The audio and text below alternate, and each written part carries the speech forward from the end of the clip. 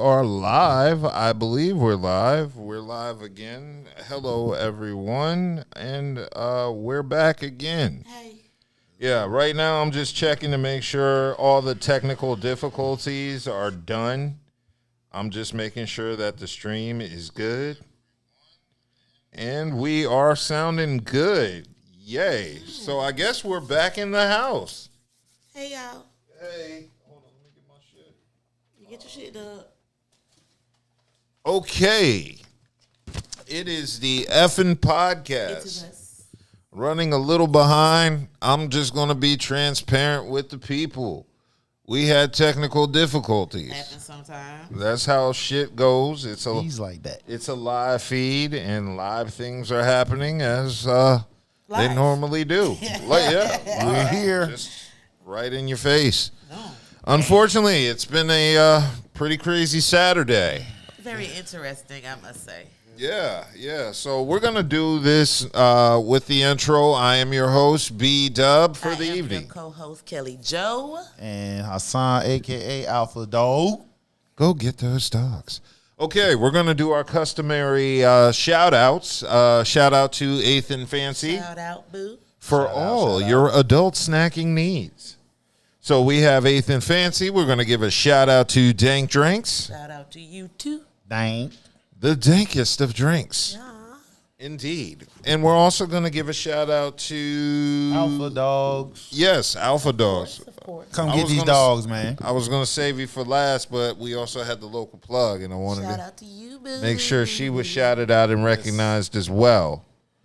Oh, that's why we're all skibbity slow. Hold on. let me- Okay, I just had to exit out of some programs. Obviously, you could tell we've been having a lot of technical difficulties today. It's just been a day full of One of those Adjustment. days. adjustments and shit happening at the last minute. So I guess we can start off with our RIPs. We're going to give a RIP out to Dr. Ruth, who passed Ruth. earlier. Ruth. Was it today? One short lady that didn't have a problem talking about And sex. I loved it because I used to get caught watching her back in Yes, Dr. Ruth. True Dr. legend. the day. Ruth. Yes. Yeah, she was up there with that old white lady from Canada who recently passed. What was her name? Sue. Sue Something, yeah. Sue. But Dr. Ruth Westheimer passed away at the age of 96. Lived a long life. Yeah, See how good what sex can do for Yep, you. exactly. exactly. Yeah, Dr. Ruth died while her two children sat alongside her at home Friday at around 11:30 p.m. And it doesn't say where she passed away from, but I'm assuming at 96 it could be. Say old age. It could be a common cold at that age. I'm just gonna say old age. Yeah, but most people remember her from her TV fame in the mid-1980s, the Dr. Ruth Show on the Lifetime Network. And over, of course, the next several decades, she hosted a handful of other TV shows where she took calls from fans around the country and spoke candidly about a wide range of taboo sexual topics. Sex. Let's talk About sex, baby. Let's talk about you and me. Yeah, so rest in peace to Dr. Ruth. And we're going to also send a RIP to Richard Simmons, who passed away earlier today. Let's go. Exercise. Yeah. I ain't gonna lie, I was a little sad to hear Richard Simmons pass, man. I like Richard Simmons' spirit. Great character. Yeah, He's always happy. he was a part of everybody's childhood who grew up in the 80s and 90s. If you grew up in the 80s and 90s, heard you saw Richard Richard Simmons on Simmons. something. And you Especially might have up in watched the your parents Northeast do some of corridor. the exercises on Yeah, shows. not just exercise. He was everywhere. Yeah, he TV was shows, everywhere, yeah, but, you know, movies. that's what a lot of people know him for. Yeah, exercise, yeah. His exercise videos. But it said he died at his home in L.A. They gave no details as to what he passed away from. But they did reveal he had a skin diagnosis in March 2024, which caused him to drop out of sight. So whatever that skin diagnosis may have been could be a contributing factor into his death. But of course, everybody knows Richard Simmons from the Richard Simmons Show. Of course, Sweating to the Oldies, Deal a Meal. Basically, he was sort of like Kevin Samuels. He wanted to help fat chicks get skinny. Just people in general that Anybody. It ain't had just problems the with big weight girls. loss. But Big Girls was his support group. Yeah, So- big girls learned a lot from Richard Simmons. he was subject to a lot of ridicule for sweating to the oldies because he was the butt of many jokes throughout the 80s and 90s, from TV shows to movies to rap lyrics. Jay-Z said gay like Richard Simmons. I remember that in 22 Twos. So, yeah, he was the butt of a lot of jokes. So I think the one thing you need to learn from Richard Simmons and Kevin Samuels' demise is to stop helping fat women lose weight. Let them be fat and leave them alone. Otherwise, you try to help them get healthy, they're subject to ridicule. So just let them be, fellas. Just let them be. Yeah. What? Kelly's upset. Kelly, you got to defend. It's gonna be one of these kind of nights. No. We've already. It's not gonna be one. We've already had one assassination attempt earlier. We don't need a second one on camera. Yeah, I'm trying to help. Careful with me. Kelly's in angry mode today, but yeah, I definitely think we should get into the topic of the day, what everybody's basically talking about. Earlier today, there was a assassination attempt on former President Donald Trump's life in Pennsylvania, and I'm trying to pull up Butler, Pennsylvania. Butler, Pennsylvania. I am not familiar with Butler, Pennsylvania. That's out in the cut. But yeah, Somewhere outside of Pittsburgh. it just sounds like it's in the country. And we do not condone violence, please. We do not condone I don't violence. condone what happened today. No. But it is being investigated as an assassination attempt. Basically, I would think so. yeah, a shooter is dead and an attendee was think killed. so. Yep. 2 attendees are critically injured. And Trump's one was campaign says he is fine after being whisked off stage and being checked out at a local medical facility. So basically, Trump was on stage talking his normal shit, and that's Where my when, shoe at? Let me Yeah. get my shoe. He won't leave without his shoes. Well, leave him without them pairs of shoes. So he said a bullet pierced the upper part of his right ear. He got an ear piercing. Yeah. And it looks like it says that the Associated Press learned that the shooter was not an attendee at the rally and was killed by U.S. Secret Service agents. I would think so. And law enforcement recovered an AR-style rifle at the scene. And it also says Biden must condemn this. Actually, he did. He He did. condemned Yeah. them, and he spoke with the former president, make sure he was all right. Hell, Obama came out and condemned it. He was on Twitter dropping bars. So, yeah, it looks like Biden did speak with Trump later on after the shooting. So Biden and Trump did speak. I wonder what they discussed. Yeah, he probably just asked him if he all right. And, Nah. you know, Hey, you think it's like Tupac and Biggie? He's like, you set me up. probably. And I would think, No, but I would think with the way Trump thinks, he might think that. He probably did. He probably thinks that, He- or you know what he I'm gonna saying? find a way to spin his this. mind is so, it goes everywhere so much, you know, so you never really know what he's thinking until he opens his mouth. Right. You know, he could think that one minute, next minute, it might feel like it's somebody else. If somebody's going to be blamed for it, they didn't do it. But you already know You know, that. You so- already know the operatives are going to be spinning this, saying, you know, this is what a prime example that your words, especially if you're in power, it holds a lot of weight, because somebody is going to get tipped over. They're just going to go over the edge with it. You know what I'm saying? So, you know, anybody, whether even us on this platform, we have to be careful about what we say and The what images we convey. put out there.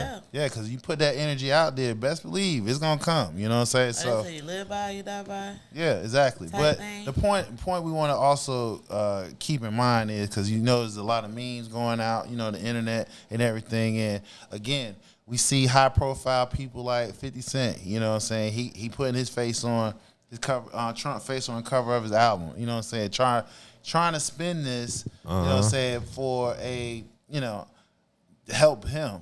So if we're going to take this serious, let's take it serious. But Oh, this is very serious. exactly. At the end of the day, he's still a human being. Yeah. We might not agree with some of the things that he says. Right. Some No, of the I things don't he agree does. with nothing Trump Me neither. says. Exactly. Me either. I'm Exactly. just trying Well, to make not. it sound nice. Yeah. But y'all know what I'm saying. Like, but still, you know, somebody's life is somebody's life. Trump is You all know, pissed. He yeah, was you like, know, so- I was going to Quad Studios to drop a track with Joe Biden, and they set me up in the lobby. Yep. And when they got out the elevator, they. And Trump is blaming Jimmy Henchman. Yep. He gonna drop a diss track. Yep. But just Yep. remember Hit him now, up. You going to hit? Sometimes it be your own people. Yeah. So don't go out here thinking it's this person and this person. But It could be your own people. It's kind of ironic though that some of the stories that's coming out that one of the guys actually told the police like, "Hey, look, it's a guy climbing up on the building." Yeah. And it seemed like the police was slow to move.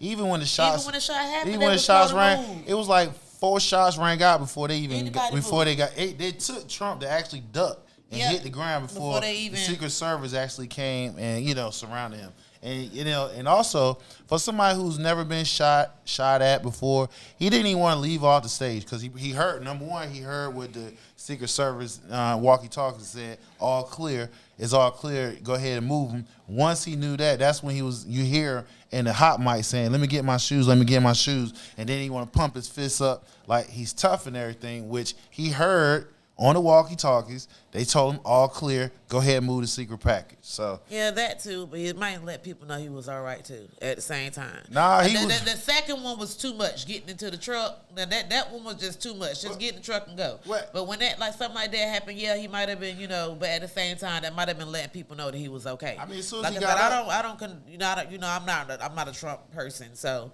But at that situation, like your adrenaline going so bad, you got all these people around you. Yeah, it was a tough fist. Yeah, he was tough because he missed. The dude missed his mark, so he made it out of there. But that also could have been like letting people know I'm okay. Okay, so it looks like Joe Biden just had a press conference that said everybody must condemn the suspected assassination attempt on Trump. And it says Biden is relieved that Trump is reportedly doing well and says he's been unable to reach Trump before his remarks, but the White House said he did speak to Trump several hours later. So Biden spoke without a teleprompter and said he was waiting for additional information before formally calling the attack an attempted assassination on the president. But yeah, so it looks like Biden dropped a press conference asking everybody to condemn the attack. Oh, he had to. Yeah, He I had saw to. it a little bit before I left. He had to, because if not, they're going to win like, oh, the Democrats. I mean, either way it goes, everybody gonna get blamed for it. Until that's why they're not releasing. They know who did it. They, of course, they unalive the person that did, which they knew that was going to happen anyway. Yeah. But they're still not telling you who. Well, they will. They will. I mean, eventually. But right now, you know how people's minds go. Was he black? Was he Mexican? I mean, you can just look this? on X. That just makes it. You know what I'm saying? Just It just makes it. It's not entertaining. What's the word I'm looking for? What? Like people, people automatically assume that it was this type of person or this type of person. A lone wolf. Right, but like I said, sometimes it be your own people. It could be. They're saying the shooter was with Antifa at the moment, which we know could or could not be true. But you never know. Never know. And that's the thing, it's the mystery about it, because everybody want to know who the one that did it. Right. Yeah. Who did it? Who's about to get this fame? They gone. Yeah, they dead. They dead as hell. They miss them. But who's gonna get this name recognition? Because whoever did it, name is gonna be out there for forever, regardless if they dead or not. Well, So who is this person? I don't know, but that was bold enough to go do this shit. Do you think it's safe to say that this was not staged, as everybody was saying earlier on? It's safe to say. I don't think it was staged either. I don't think it's staged, but I think Trump is similar to Rick Ross, where he doesn't break character. Right. Yeah. Yeah, so that bullet whizzed right by his ear and hit him, grazed him.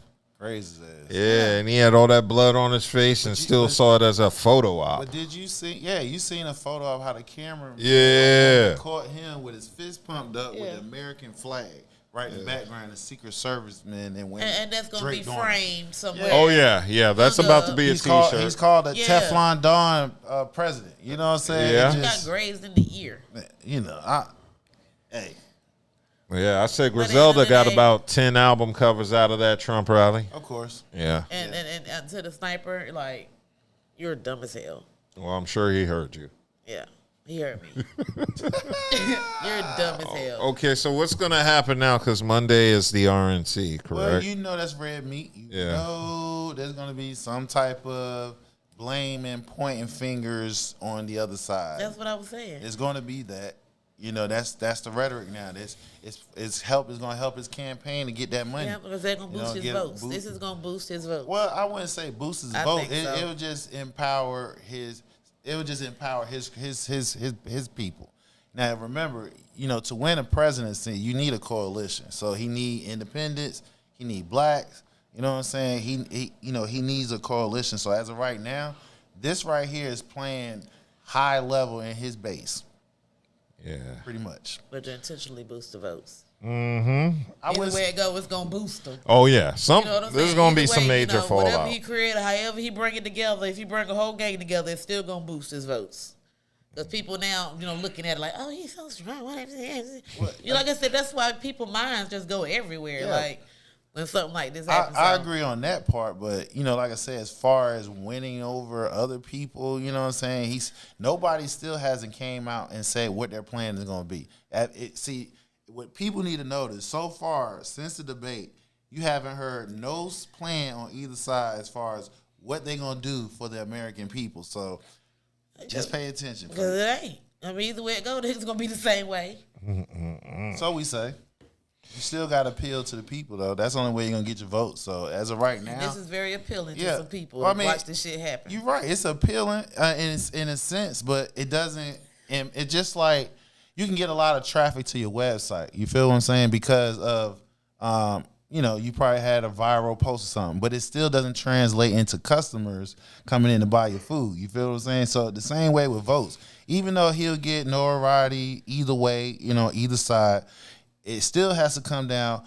Can he sway those independent voters? Can he sway enough black voters to help him get over that finish line? So as of right now, to his base, he a beast. You know what I'm saying? Outside of that, we'll see. Yeah, we're gonna see what happens. This is gonna be very interesting, and you got to think about all the ignorant people that seen this happen and what they're about to do. And this is about to be it's already a shit show. Well, if you really want to be, go ahead. It's already a shit show, but it's about to be a shitty show. Like people about to really start being stupid. But can we say that it's just started? I mean, if you really want to be honest. No, we can't say it just started, but it's just a little icing on the cake. I mean, it's been going on because we can take incidents of lone wolf that killed the people in Buffalo, in the supermarket in Buffalo. Oh, yeah. Or how about in Illinois when they had the 4th of July last year, 4th of July parade. So it's been going on. You got lone wolf, young white males committing mass murders and stuff like that. It just... As of right now, we don't know. So we just got to leave it like that and just let the investigation come out. We can't point no fingers nowhere. This is going to get... It's always around Trump, it's just more like violence and disruption. Chaos ensues and follows him wherever it goes. And it's like that energy. Who really wants... Well, if you got chaos, right, that means nobody's really focusing on what is the real issue because you got so much chaos going on around you. So distractions. I know. But about distractions. This is a distraction, a big one, because some big shit about to happen and we just don't know what it is yet. But it's just all the way back to all back to January 6th. Yeah. So it's like every time it's always something. When something big happens, it's illegal shit when it's around him. If it's not the court cases, the January 6th shit. And now we got this, attempted assassination. It's always some kind of violence. Some kind of drama. Some kind of drama or some kind of something surrounding him. Well, if you really want to be candid about it, what the average American is seeing is a 2-tier justice system. That's what they're seeing.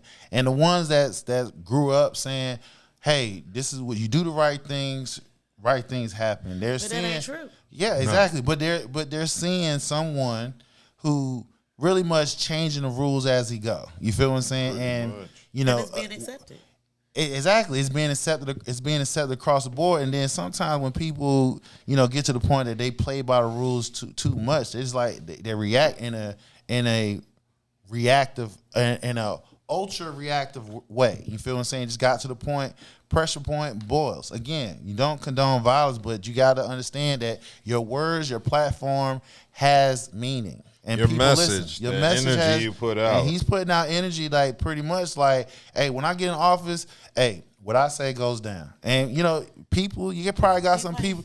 You probably got some people that's literally scared about that. So again, we must be cautious about what we do on our platforms when we discussing these topics. Is even if it's controversial, You must be mindful of what you say, because when you put that energy out there, somebody gonna listen to you. Exactly.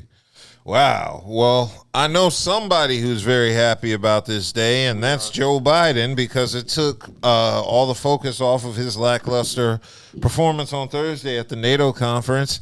Joe Biden calling out Vice President Trump and calling Ukrainian leader, Vladimir Putin. So, but hey, but again, we gotta be mindful, because Trump has a bunch of flubs as well. So yeah, but he has, it's just as of right now, the bullseye's on Biden ass. You feel what I'm saying? So any little thing he do from here on out, it's being microscoped and looked at. So hey. He's over 80 years old, you know what I'm saying? So let's just call it like it is. He don't have it all up there. You feel what I'm that saying? was a very bad press conference on Biden's behalf. Mm-hmm.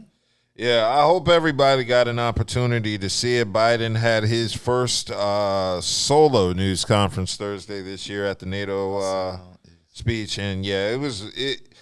Outside of those flubs, how did he do? Because I didn't really pay attention to the speech. I was watching it live, but, I don't listen to, like, elderly white men talk all the time.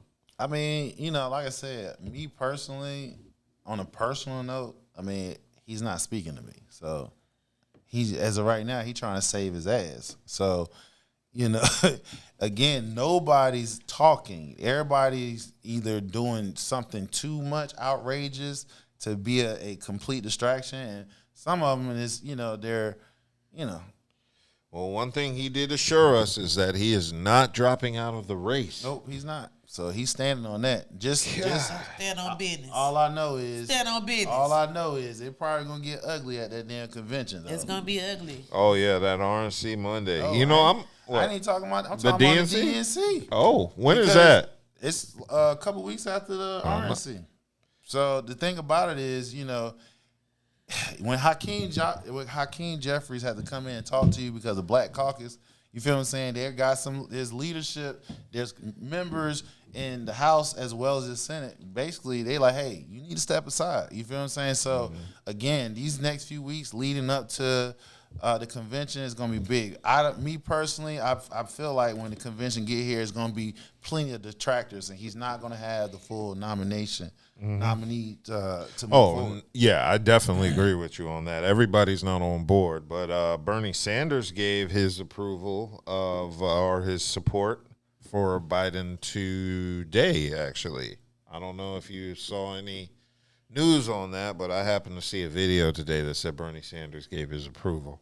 Of course, he's around the same age as his ass. Yeah, I thought Bernie Sanders was older. Maybe older. So who is he to say anything about his mental condis when somebody can turn around and say the same thing about him? Mm-hmm. Well, Biden, they said, despite those flubs, gave out a detailed plan on top of assuring that he wasn't leaving the race. So I don't feel any more assured from Biden after his speech and his flubs, but considering what we've got to choose from, I mean, we have no choice but to stick with. I don't even really want to stick with Biden. I'm remaining neutral in the presidential election. I already told you, I'm local, all the way down local. So, hey. Everybody's turning on. You see, George Clooney said, "Yo, something's wrong with Biden." He wanted Biden out of there, and that shit was funny because he thought, he gonna get some props behind it. Yeah, and Trump came in and shitted on that nigga. Yo, that shit was funny. It's just getting messy, bro. It's like, but again, it just goes to show, like, you gotta have deep pockets.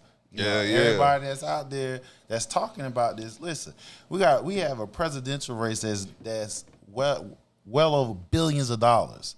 I mean, just let that ring in your head for a minute. Billions of dollars. We can pretty much eradicate homelessness with a drop of a dime. Exactly. But we put in billions of dollars in elections. Just let that ring in y'all ears. Now, I'm not saying don't vote, because it's important to vote, especially black people.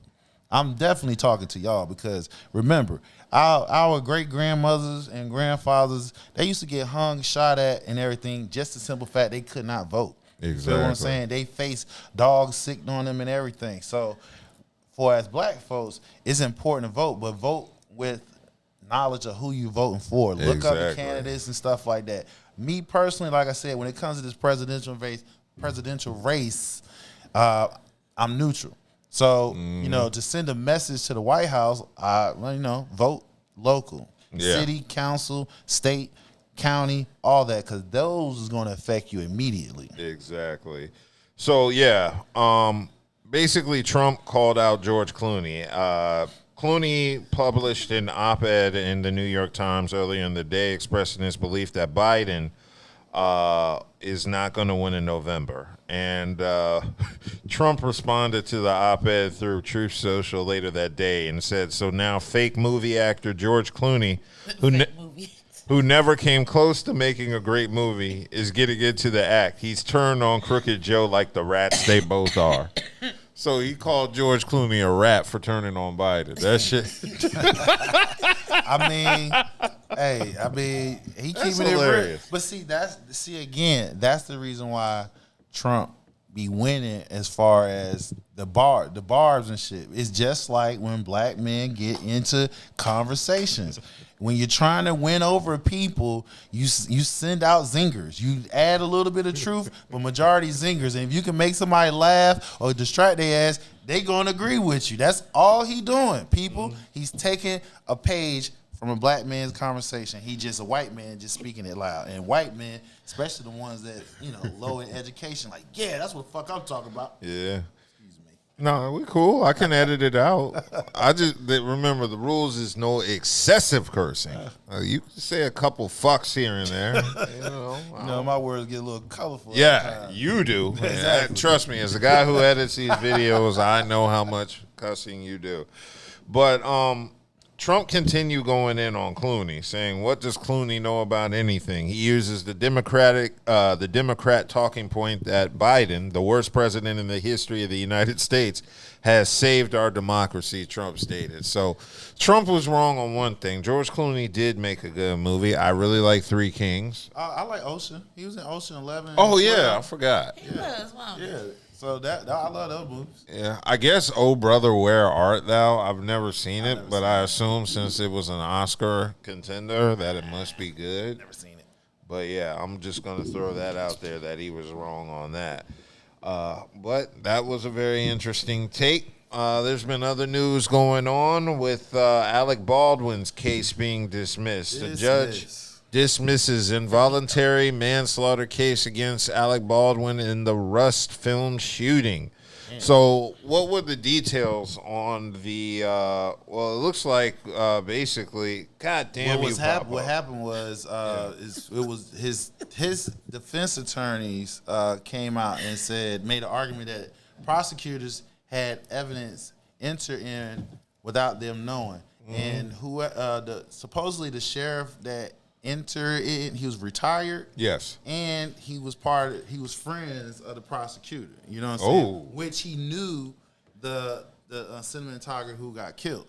So it was, yeah. So what happened was after they had a back and forth on the argument part, the judge dismissed it.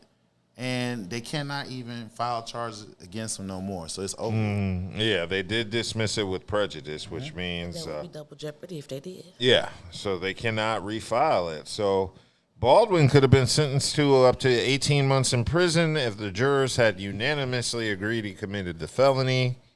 Of course, this happened when they were rehearsing a scene in Santa Fe County in October 2021. That's when the gun went off. Yep, when the prop revolver he was holding went off, killing, wounding, what was it, the prop person? Cinematographer. Yeah. What was their name? Halna Hutchins. Yeah, the cinematographer, Halna Hutchins. And he also hit the director.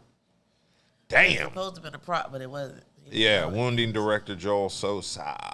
So the actor pleaded not guilty and claims he was not aware the revolver came to live round and that it discharged accidentally after he followed instructions to point it towards Hutchins. So, yeah, I remember when all that shit went down. Real messy. And somebody's to blame. Wasn't it the inexperienced movie prop person? Yeah, she got time because she was supposed to testify against me, and then they said I think she pleaded fifth. Oh. She pleaded fifth. So Fifth. she actually One, two, three, was four. found guilty. Bro, man, on fifth floor. That fifth, man. That joint is a mug. That's that fifth. Yeah, so, well, what's going to happen? So, just basically It's nobody. over. It's over. Yeah, it's So a wrap. now, and the point is he going to finish the movie? Is he going to actually release it, or is it? I don't know. What do you do with that? Do you might as well release it. You don't spend all the millions on it. Might well recruit. You got to pay them damn lawyers that you had to damn pay to defend your. You know, all they gonna do is just put that dedication and have the girl's picture in the beginning, like or this. at the end. Yeah, no, both. Yeah. If they really mean it. But yeah, that's interesting. So there was also major news with AT&T. There was a data breach. Do y'all have AT&T? Nope. Okay, I have AT&T internet, and I don't know if that affects me or not, but I do not have it as a phone service. I mean, you know, Internet, really, everything. You search everything on the internet. do we? I mean, listen, the hackers have conventions at the damn in Vegas every year. The white and black hats. You know what I'm saying? Yeah. For those who don't know what white hat means good, black hat means bad. You feel what I'm saying? So they have conventions every year. You practically can walk up there and hire you one. You know what I'm saying? So go figure. I mean, is anything safe? No. Okay, so hackers stole data from nearly every AT&T customer in this data breach, taking 6 months of calls and text messages between May 1st and October 31st of 2022 and on January 2nd, 2023. So, according to information from their security experts, it looks like this wasn't a breach of AT&T per se. It was a breach of a third-party business that AT&T is contracted with, where they stored or had access to all of AT&T's customer data. So it wasn't the actual company of AT&T. It was a third-party company they were working with that got breached and took all their shit. Probably was somebody's inside job. Yes. Yeah. So basically what this means is they got y'all's personal information if you're with AT&T, and they're going to be spamming y'all to death with text messages and fake calls trying to get your personal information. Emails. Yep. Make sure all texts are valid. If you get new texts, make sure all phone calls are valid. If you get new phone calls, do not click on links from unknown people. Nope. And that should be shit you should already do anyway. That should be common sense for all you people out there. Yeah, like ain't with AT&T and them spammers be spamming like hell. Spammers. Spam your ass off. So they just stole records of calls and texts. So I don't know what they're going to do with that information. But they said the details of the text weren't stolen, like the pictures and stuff. So all your nudie pics and your cooter cat pics. They got them. Yeah, well, I don't. They said they didn't, but I don't believe that. They got them. Yeah. God, I would like to be in I there. got 'em. my coochie or something. Yeah. They got them. They like, damn. I got AT&T next to y'all, my kitty. Yeah. And if it's big and fat, they got to hold the My phone kitty and my sideways. kitty. They got to hold the phone sideways to see the whole thing. The vertical smile. Okay, so Kitty. yes, hopefully with AT&T they can get that handled, because there was another issue going on. There was a racial discrimination employment lawsuit going on. Is that new? That That's- happens all the time. Well, this one is they got proof of it this time. You know. Yeah, so it's one thing for an accusation. It's a completely another when you actually have proof. So you have Dwight Jackson of Detroit, Michigan, alleging that a hotel offered him a job interview after he changed his name on his resume but kept the same details of the resume. So he said on July 3rd, the lawsuit was applied on July 3rd, alleging he was denied a job when he applied as Dwight Jackson, but was later offered an interview when he changed his name to John Jabrowski. So, basically they're saying the lawsuit alleges Jackson was denied a job in violation of Michigan Elliott Larson Civil Rights Acts. Got them. Yeah. Bust So they Jackson head. is 27 years old and applied to multiple locations at the Shinola Hotel in downtown Detroit, including a role in reception. However, it says Jackson's resume, which details consistent employment, includes previous roles at the front desk at other hotels. However, when he applied for the job, he was definitely qualified for it. However, the hotel did not offer Jackson an interview. After getting no initial response, in April of 2024, Jackson applied again, making one significant change to his application, which was his name. And so after that, he applied twice for similar positions. So he applied once with his real name and once with the fake name. And they were nearly identical resumes. The resumes have different dates of previous employment. And he has offered multiple interviews with all these people in the same week. So basically, got him. Just by changing his name, he got an interview. That's why I won't change the spelling on my name, because you can't tell whether it's a man's name, a woman's name. Hassan? No. You know the actual spelling. For somebody who actually don't know, they see the actual spelling.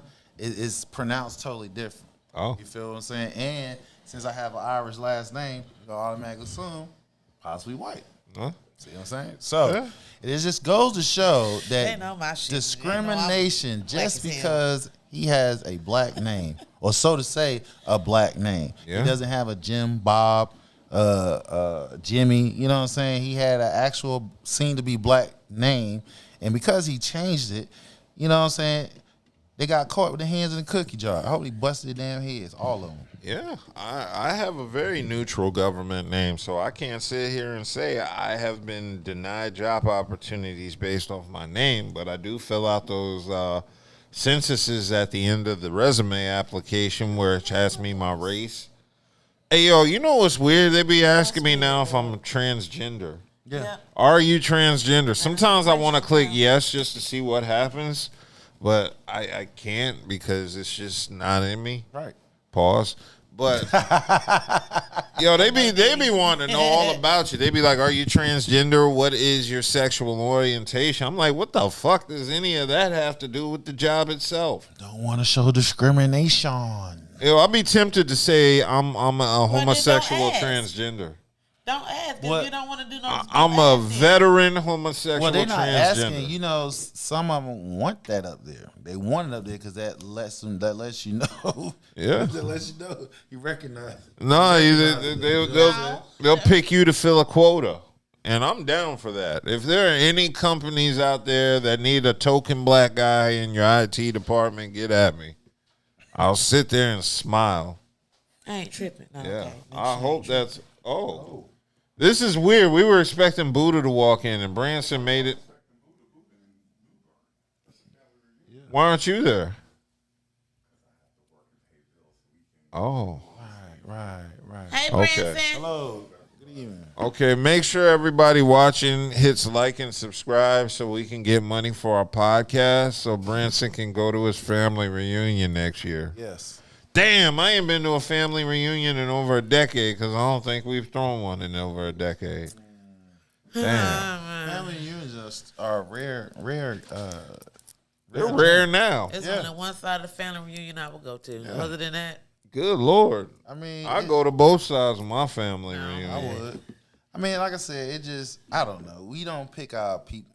We getting off track. I ain't even gonna go there. Oh, no, you. I mean, we don't pick our people though, but it just seems like that. It's important that you know who your family is. Yeah. You know what I'm saying? Because you never know. You might come close dating one of them. You know what I'm saying? Nigga, you might need a kidney. If you don't know, if you don't know your kid, it can happen. I ain't gonna do that. I ain't worried about that part. So that means you know everybody, right? In my family, I know people on both You sides know of my family. everybody. Everybody I need to know. Everybody. Nope. That's Everybody not, I nope. need to know. Everybody. And I know the people that I do know on one side of the family. So that's what I'm talking about. So the ones that you don't know, that's where it could be a possibility. It won't be. You don't know. I hope do it know. don't. No, I know. You hope you don't. I know. I mean, we. I'm gonna let it go. Thank you. You got it. Thank you. I like when y'all argue because it takes the heat off me. I could say something to piss Kelly off, and then she got all that extra anger and take it out on you. No. Yeah. Y'all not gonna be using me. I'm gonna use for you. my anger. I'm They a trying weapon. to bring the Aries out of me, y'all. I'm trying to keep putting her in the closet. I'm They gonna trying to bring her weaponize your. up out of me I'm tonight. just saying. I'm gonna weaponize your anger. Yeah. And use it as a weapon. Right. Yeah. Yeah. Hey, Yo, that Angela Simmons. Oh my God, Angela Simmons embarrasses herself for 2 weeks in a row. First, it was the purse at the BET Awards and the Oreos. Yeah, with the honey Oreos. baked ham arm, but now she's embarrassed herself again with this Oreo campaign. I don't know what was on Angela Simmons' mind when she Oreos. decided. No, that was disgusting. Yeah. Well, She was in a tub full of Oreos. I don't know. I mean, And she was eating fried Oreos. Okay, so apparently this is a She made collaboration Oreos look good. Hey, with Angela. Slutty Vegan. slutty And vegan. So yeah, it says Angela's Cakes. That's what her thing is. Unveiled her first dessert on the Slutty Vegan menu, fried Oreos, but with an odd twist. What is the odd twist? Yeah, what is that? It got to be the oil because if it's vegan, shit. No, I'm confused because aren't Oreos Oreos got pork in them? Yeah. They got The icing, Yeah, so I don't know how that's even the gonna work. ingredients making the the damn cookie, chocolate. yeah. So how you got a vegan cookie? Oreo vegan cookie? That's not even out. Yeah, so I think So that's they can possibly do it now the way they doing everything plant based. I'm pretty sure they'd have found a way. But to is do it really plant based though? That's what they say. I mean, I got a business tip. Anybody who want to go into business, just rebrand every damn thing. That's all. I'm telling you, rebrand everything. Reason being is because, you got all this foods out here. Why we get all this damn cancer? Why people getting cancer? Because of the foods, the food coloring that they put in the food. Mm-hmm. You feel Because it what I'm make your saying? shit green when you try to shit. yeah. Oreos, I don't know about y'all, but Dope. Oreos make me The constipated. color and stuff like in something like cupcakes and all that type of stuff. You do the number 2, you don't be green. The cheese, well, the From cheese. the dye. I Dye of shit. Don't turn your shit. I don't know because I don't eat a lot of cookies and stuff like that. Okay. But I love cookies. I just know one thing. Kool-Aid. I know cheese don't melt like how they used to. Because it ain't real It cheese. ain't even cheese. 'Cause Well, it back depends in the- on what cheese you getting. Them I Kraft know. singles ain't real cheese. Yeah, exactly. I'm talking about. I don't listen, get that. Listen, we can tell you how cheese ain't real because we know some of us people that was poor. We had a government block cheese, And I love that cheese. and the government block cheese that thing was thick. You know what I'm saying? Yeah. And you able to cut that and it melt. Yeah, now that's you that got, good shit. Right, exactly. But you got Kraft cheese. That shit don't melt. You put it up there, that shit be sitting there on top of the damn meat and shit. Yeah. So the foods that's being resold to us is literally killing us. So Yeah. if Yeah, you it's been doing that for years. And we just now, not saying just us, but as a people, we just now realizing a lot of stuff. Like, we just not really waking up to a lot of stuff, especially the food and stuff. Because now I love the fact that I'm seeing a lot of us grow our own foods and, you know what I'm saying, slaughter our own animals. I mean, you know what I'm outside- saying? And even yeah. the stuff you feed them, you got to be careful about. Outside that, yeah. I'm glad to see that now. got to watch out about these cereals, all that stuff. Yeah. So when I hear plant based, is it really plant based? Do people really pay attention and read in ingredients? I don't know. The average person don't. I couldn't tell you, but I know Angela Simmons made me not want to get Oreos. No, I went out and bought a bunch of vegetables and fruit after seeing that photo. But she's changing people's diets. Yeah, she's changing it for the better. I cut Oreos out after seeing that. That made Oreos look so unappealing. Who told her that shoot was good? I guarantee you she came up with that shit. I'm just gonna lay in a tub full of Oreos. and then I'm gonna make an Oreo kebab, fried Oreo kebab, and I'm Yeah. gonna eat it so it can drip, and then I'm gonna do it again, the same scene with some fried Oreo kebabs. I don't know. She needs better PR because I truly do not understand why she thought that was going to be a good look for whatever it is she's promoting. And it was fried Oreos. I don't know how I feel about vegan fried Oreos. I don't even know how I feel about Oreos since nobody ever said anything about them not being vegan. Or, I mean, they never mentioned in the article or anywhere that these are vegan Oreos or special Oreos. So I But I think can see the reason for her being it. If it's called slutty vegan, I can see the reason, like where she was trying to go with the commercial. she was trying to be slutty. Yeah. I didn't realize that. That's where she was trying to go with it. Is So, that proof of how unsexy she is? It's very possible to be attractive but not sexy. There are lots of attractive women that aren't sexy at yeah, all. that is true. Or vice versa. Yeah, because some people think, because a girl is attractive, she's sexy. No. No. You can be very pretty and be awkward, like Amanda Seals. Right. Yeah. So Sexy is a vibe. Yes, it is. Everybody ain't got that vibe. Yeah, and Angela Simmons does not have that vibe. Yo, that's sad. I just realized I just connected the slutty vegan with that photo. It wasn't even slutty. It was just not sexy. Well, is it because of the I don't know, because of the red carpet incident? Because, you know. Well, no, it's just two back-to-back faux pas. She did it back-to-back. 1 week we were getting on her for that purse, and the very next week we were getting on her for that promo shoot. I just wish she had better PR or just somebody there to say, nah, this ain't a good look. I mean, she probably just said, fuck it, I'm going to do it anyway. Yeah, she might have been like that too. Unless, you know what I'm saying, the name of the company, and she was trying to go for slutty. And it just came off, it didn't come off as slutty. It just came off as she missed the whatever mark. it came off See, as. that goes back to what I was saying earlier a couple shows ago, where I don't like when people be putting all these slang in our food, and they be making all our food turning into, like, you know, twerk biscuits and shit like that, you know. I'm sure. I'm just saying in general, they always be making like rap lingo into food, like trap house fries. Like that now, just like I don't in the like beauty that. supply store, you know what I'm saying? Sexy Red got her stuff. Yeah, but Gonorrhea, chlamydia, syphilis. they all associate it with These all unappetizing lip gloss shit. Oh, Lord. That's what I'm saying. You got a lip gloss. Yeah, you get lip gloss I'm about brand. to, Yeah. I'm about to go get me some Sexy Red chlamydia. Oh, so basically. You gonna put some chlamydia on your lip? You know what the sad part is? You know, That's gonna not put some- gonna sell. That ain't gonna sell. Ain't no girl gonna go there and I refuse to go buy gonorrhea to put on my lips. Oh my Yeah. God, that is Like I don't want syphilis on Yeah. my lips.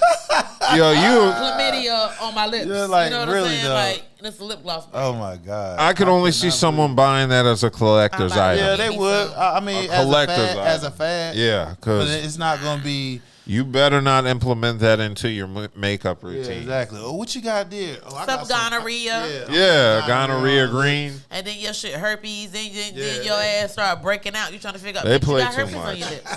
They play People be way looking at too you much. like crazy. Like you got what? It's that sexy Yeah. red shit. I got herpes on my lips. Yeah, I got herpes on my lip.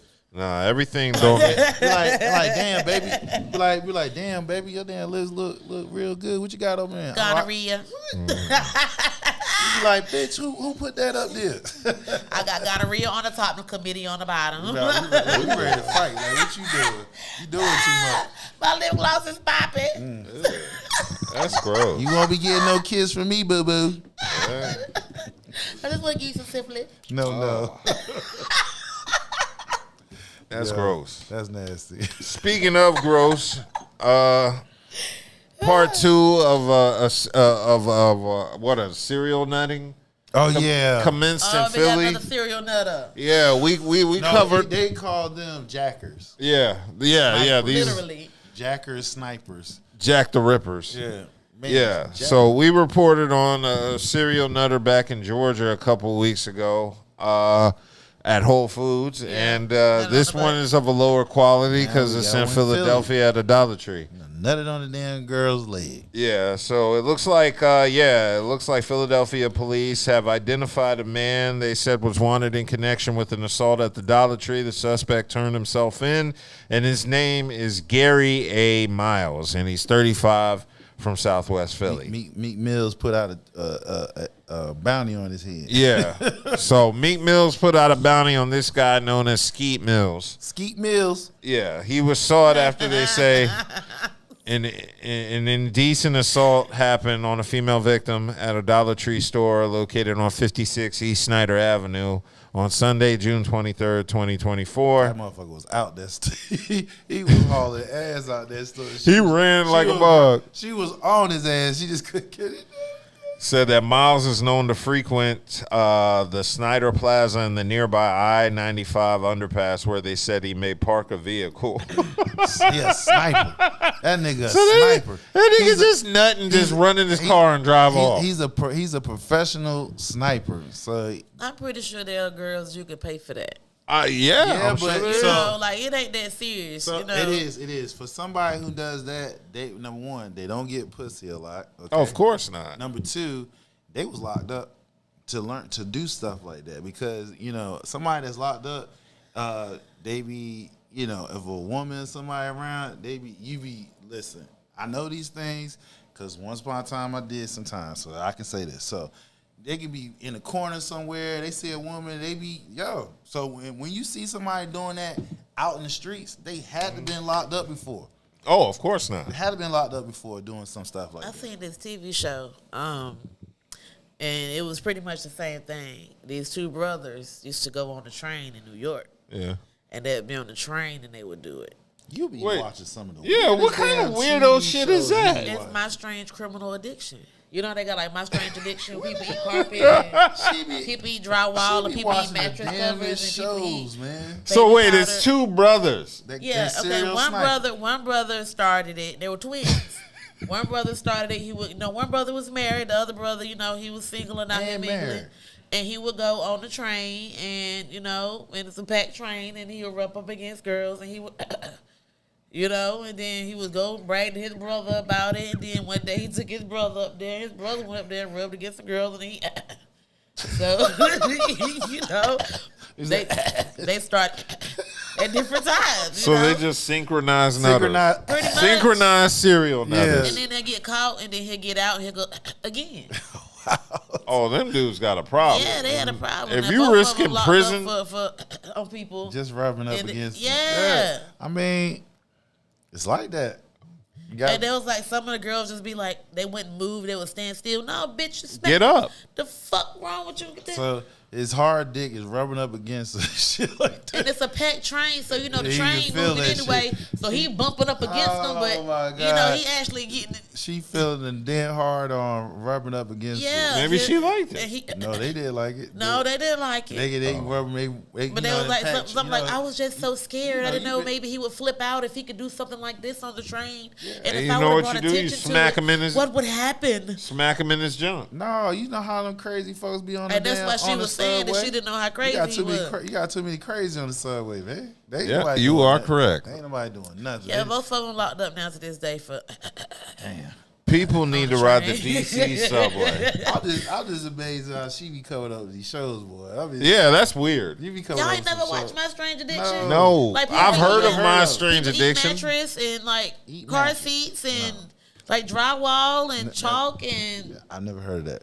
Yeah, but it's My Strange Criminal Addiction. So some people like do different strange things, and that was their strange thing. Yeah.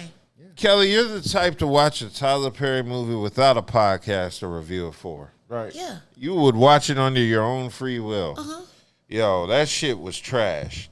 Divorce in Black. No, it wasn't. That shit was good as hell. I'm gonna say this. It was entertaining because it made me laugh, and it was a serious drama. That's how bad the movie was. Oh, wow. But it was entertaining. I laughed. That's the hardest I've laughed at a movie. As a female, it's gonna be different. This your year, view is gonna be different than mine. I thought the movie was good as hell. It was good to me. No. And I'd watch it again, especially the first scene. I can't give it away, but that first scene. Yo, after I saw the first scene, I was all in. No, you could tell them the first scene. The first scene, okay, was in a funeral, and this big old fat hog of a mom wanted she had 5 badass sons to take the body out the casket. Yep, because she got mad at the pastor. So she said, "No, you leave that casket right there. Take them out." And all of them grabbed a piece of their brother and picked him up, and put him in the back of the truck. I said, "It's gonna be like this on the back of the truck." And the whole crowd was like, "Oh!" I said, "It's gonna be that kind of movie." It was a good movie, though. It was a good movie. I told old girl I couldn't watch it with her because I had to start rubbing her butt after the first scene. I'm like, we ain't gonna watch the rest of this movie. It was a good movie, though, y'all, for real. No, the movie was entertaining, and it was entertaining just because they had Corey Hardrick's character just snapping in every scene. And he was Yo, that shit was funny. Yo, he would walk into Megan Good's job. He like, "Bitch, you gonna sign them papers? Bitch, you got 7 hours." Damn. Yo, this nigga walk into her job at the bank screaming. I can't good as hell. Like, you better hear him get your ass Yo, home. Corey was snapping on everybody in that movie. What you looking bitch. at? Yeah. Bitch, I smacked him. Yo, wait, when he walked up on her mom in the grocery store, yeah, he said, "Bitch." Okay, we can't be telling the movie for the No, people. fuck that. They don't need to see that shit. It's a good movie, y'all. Y'all need to see it. Yo, Corey Hardrick was just screaming and snapping in the movie. He would just have moments where he would just. I knew you were fucking at him. and he'd always start out with bitch. As you can tell, I didn't see it. So. If he saw it, he'd be laughing his ass off. I'm sorry, that movie was trash, but it was entertaining. I mean, he was every time he said it was bitch. That backhand was strong, boy. Boy, that backhand, yeah. Corey showed his ass in that movie, boy. He must have been. That was some method acting off of his real life, boy. Cause Make It Good did a good job too. I don't know about that. The acting wasn't that good to me, That acting was trash. It was a good job. I don't even know what camera they were using. That shit looked like a TV camera, man. That shit was a soap opera. It's a Tyler Perry movie. That's how he do his movies. Tyler Perry got a studio. He can afford he can afford a better camera. That shit look a good movie. Shit look low budget. I recommend y'all watch it. That look in the black. Sorry, I didn't see it. That looked like one of the movies you get from the bootleg man at the barber shop. One of them CDs. Yeah, you remember them DVDs? You get like 7-8 movies for like $20 and shit. Yeah, I remember those DVDs. And you didn't even know the movie. You just got it based on the cover. Like, I seen that nigga before. You just get the movie just off that nigga you seen. Y'all. Don't tell them. No, that movie was trash. Watch it at your own risk, but I will say it's entertaining if you do not go in there expecting it to be good. Bitch! Yeah, Corey Hardrick was snapping in that movie. I know I done text you about 74 times. You ain't bitch, you got 7 hours. Corey about to get some work off that. Corey about to be a star, man. I'm serious, man. He was the perfect villain, Yeah, you could tell the Tyler Perry limitations on it. You could tell they wanted to really act, but Tyler was like, y'all are too good, man.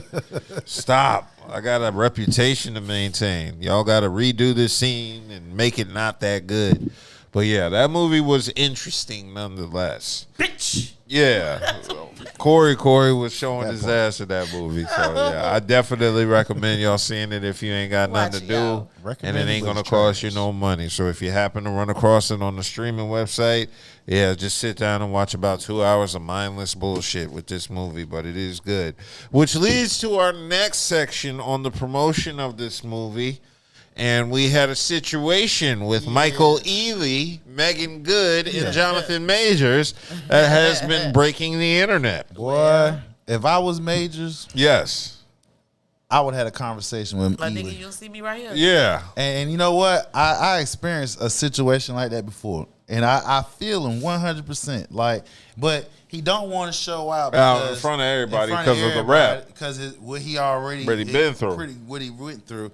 But just the fact that this yellow ass Negro I tried lifted him. her up I'm off like, her he feet. picked her up like, bitch, you Her know feet that's my fit. damn woman. What the fuck wrong with you? I want to grab your nappy ass head. Like, nigga, fuck wrong? Don't you know I'll smack your ass up? Hey, Majors, if you hearing this, talk to that nigga. Fuck that shit. Yeah, he about to go Creed don't let nobody play Creed you like 3 that. on him. Yeah, don't let that nigga play you like that. It's sucker ass. Yeah, movie so for did. those not in the know, there was a video circulating on the internet where Michael Ealy hugged Megan Good. No, he hugged her. He picked her ass up. Picked her up. Like, he doing some exaggeration shit. Like, nigga, I dare you say some type of movie. I have never picked a woman up unless it was like in a romantic nature. So. Right. You picking up this man's woman in front of his face. And you can see Major's like, He didn't what? say Yeah. that. Boy, I want to Like snap. at that moment, after he shook everybody else's hand or whatever he did in that video. And he didn't even shake his hand. No, he walked right by Yeah, he him. walked right by So him. he really So disrespected he the fuck out of disrespected him. him twice. Yes, he did. Twice. So something would have been said. I don't give a fuck. You don't see me Right. here, or Nigga. how you doing, Like, or you anything. You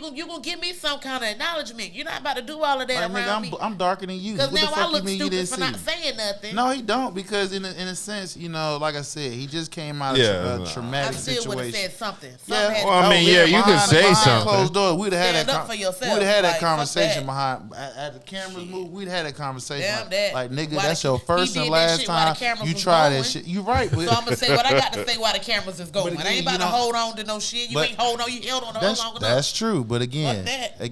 you know, it's a sensitive situation for him right now because again, he don't want to have something out there that can jeopardize man. him getting work. You feel what I'm Exactly. saying? He lost his role in Marvel behind some bullshit. Tyler Perry threw he him a don't- bone. He don't want to sit here, even though he had a right to, you know, Yeah. To holler at him because the nigga did do it in his face. Yeah. You know what I'm And saying? then didn't acknowledge it. And then you walk past him. Exactly. Didn't give him no dap or nothing. So he had the right, but consider the nature of the situation, he had to take the high road. I'm pretty sure somebody but would I understand would that. have had holler at that nigga as soon as that camera said, "Oh, all right, y'all good? Hey, nigga, let me talk to your bitch ass." And then somebody else would have called it on It don't camera. matter. It And don't matter you by know that then. anyway. Well, So- by that time, he done waited. The cameras and got off. Like, look, baby, I'm gonna holler at this bitch ass nigga. Let me holler at you, boy.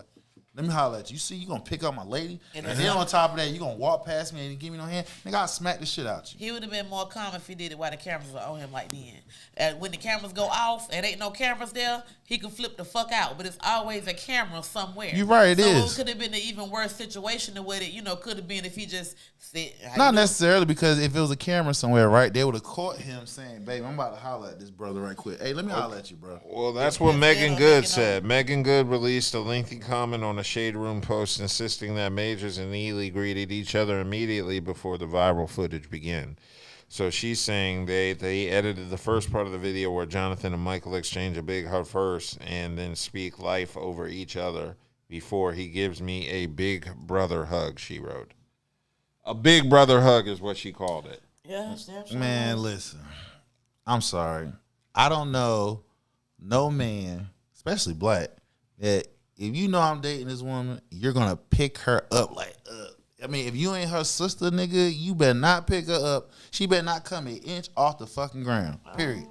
Matter of fact, no bear hugs, nothing. A hug, but nothing like because that's just like the twins, rubbing up on it. Oh yeah, right. It's the same thing. Except it's right near the front. Bust the car. Right. You get this shit off right in the front, picking her up and shit. Like, nigga, you doing too much. So I don't know. There just seems like a lot of static between Majors and Megan Good. There was also people saying that she shouldn't date him when he was going through the peak of his controversy. So she was making a reference to that. So there just seems to be a lot of static in between these two people. And well, I wouldn't say just him in general. It goes back what I said a few shows ago. When a black person, something is mentioned negative about a black person, you as the community and outside don't need to see no evidence, no nothing. You automatically convict his ass, whatever. When we got a motherfucker that's been convicted, not once, not twice, not 10 times, but 34 times. Mm-hmm. And this nigga here got a chance to win the highest office in the land. Mm-hmm. Just let that sink in your head for a minute, people. Y'all will ostracize anybody else, but when it comes to this dude, y'all gonna give him his vote. I mean, all I'm just saying, just keep the same energy across the board. That's just my opinion. I agree. Yeah, so I don't know how to feel on that hug, because that hug. That was a disrespect. That ain't no big brother hug. Okay, she said before they started filming that he gave him a hug first. Yeah. Okay, so that hug could have, related to her hug. You see what I'm saying? Like, it's parts we didn't see. You see what I'm saying? So he could have gave the same love to each of them, but different. You know what I'm saying? She's a woman, different way. If they hugged each other, embraced each other, whatever, men like men do. But you know who didn't say nothing though? Hug, you know what I'm saying? That's different. But you know who didn't say nothing though? Who didn't say nothing? Majors. He ain't say nothing. Yeah. He ain't say shit. I don't think he can say shit without it having a backlash on him. Why? Like, that nigga lifted my pussy, man. Yeah, but it's different if they hug was the way they hug was, and then he did that. We don't know what happened before then. I'm sure we can go over the years that Easley and Megan has worked together. That's not their first time working together, and I am guaranteed. Oh, I know they smashed. So you say they smashed? I know they've smashed. No, I mean not recent. Maybe while they were working on one of them movies. That ain't always the case. Well, then that really so it really put it. Let's walk down that path. Let's say they smashed, right? So that really puts I don't care if it's 5-10 years ago. The fact of the matter is that you think you have the green light in your head to be able to do it anytime. You know what I'm saying? Like, I don't think that's the case though. No, but ain't no man in their right mind just gonna go over there and happily just pick up. That's why I said there had to be another exchange before then, like she said. Like him, you know, the two guys had to have some kind of exchange to carry that energy over to her to hug her the way she did. Well, that's if the energy was the way she said it was when they embraced each other, I could see how he could, you know, turn to her and give her a hug that way. Well, that's a hellified damn cutting right there. You know what I'm saying? Of cutting the image of him. They don't show of them embracing in the beginning, but they show him picking her up. Because you know they always want the damn take some shit out of some shit. Yeah. But she says that before he hugged her, they had an embrace. You know what I'm saying? And they did whatever that was, you know, spoke life into each other, whatever. You know what I'm saying? If that's the energy and then you turn over and hug her like that, I could see, you know what I'm saying? That's why he ain't flipped. Yeah. You know what I'm saying? I could see how that energy transferred from him to her like that. You know, and then he shakes everybody else's hand. But it was something different if it was just him hugging her like that and that embrace that happened with them. Okay, you know, all right. I'm going to use me for an example. Go for it. I'm going to use me for an example. Okay, now, I don't give a fuck. You know, we know each other. I give you a hug. Hey, what up, bro? You know what I'm saying? I'm not, when I give you that embrace, because there's some tightness behind it. It's some tightness behind it, like, hey, nigga, walk lightly. You feel it? Tread lightly. You're not giving off. I mean, I don't know. Then again, I'm just saying me. I ain't giving off no energy. I ain't giving off no energy that you got a green light to pick her up off her feet. None of that. You can give her a hug. I don't think it was like that, though. I don't think it was intentionally, I'm about to pick her up. All I'm saying is, that was just the energy that was given. Can I pick up your? All I'm saying, can I pick up your woman that you dating? I guarantee you could. Hell no. If you pick her up, you can have her. Right. Like I said, I guarantee. It shouldn't have no kind of. You know, they had something. They did movies or whatever together before then. So that right there is a whole nother relationship. Now, if you try to pick up mine like that, just when you first meet her, we got a problem. See, what's that's something different. I don't care because you don't know her to be lifting her up like that. You ain't never worked with her. You ain't never did none of that stuff. What I'm saying is, outside of work relations, fine. Okay, you can't. You know, y'all work together, but. This my lady. You know what I'm saying? You ain't. It ain't gotta be that serious. It ain't gotta be serious. I'm sorry. Not even an average man is allowing another man to pick another woman up. You can't really say that, you know, because they have time invested. You don't know what their relationship was before. You just know that, you know, now you might, like you say, talk to her later, let her know it made you feel uncomfortable. You ain't like it, but they might be cool like that. Yeah. You know what I'm saying? I've seen situations like that happen before because people have previous relationships before you even knew. And I'm not but it ain't even got to be relationship. I'm not questioning. No. It could just be when I say friendship. friendship, like that's my dog. Correct. I've known them for 10 years. Right. But what I'm saying is, I promise you. Now you know in the industry, everybody fucking everybody woman. They don't have. I mean, so they pass their women around. They don't go outside of that. You can't project your insecurities. Exactly. You can speak on it. It's not insecurities. What I'm saying is this. I know for a fact if that was a two-way street, like if his girl was there and my lady was there, if he picked mine up like that, I know he would not be cool with me picking up his like that. Let me ask you a question. Depends on what type of friendship or did whatever it happen was before. Did he pick her up like that before? Another time I've never seen him. So I'm saying, like that. That's what I'm saying. If it's happened before, you know what I I'm saying? doubt it happened like that before. You don't. You can't say come that. on. Right, especially people that work together for years. They work together for years. And you ain't seen somebody in a while, and you know what I'm saying? Like, come on, man. It don't have to Hollywood is small when it comes to black folks hanging out with each other. Yeah, but it ain't have to be like in passing, maybe. But come on now, like it's not that. He picked it up like he ain't seen her in like 5 years. Like, come on, nigga, you just did a movie with her just a year ago. Like, okay, come on. but I mean, but it could have been longer than that. Like I say, their friendship could be like that. Yeah. You ain't picking up my lady. And the average man, you're not physically picking up the woman. It ain't got nothing to do with insecurity. It's just the fact is, I can't do it to you. If your lady was right here with me right now, I mean, I can't. Hold on. And the fact that she's not here, she ain't here. It depends.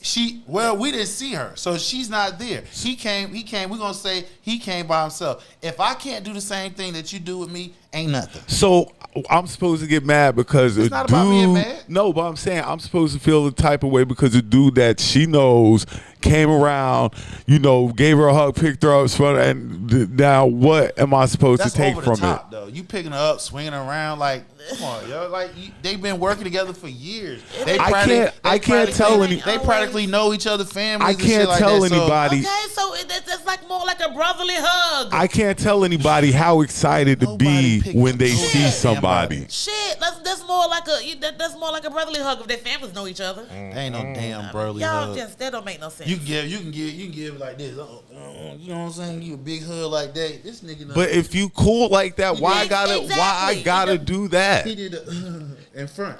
That's what he did.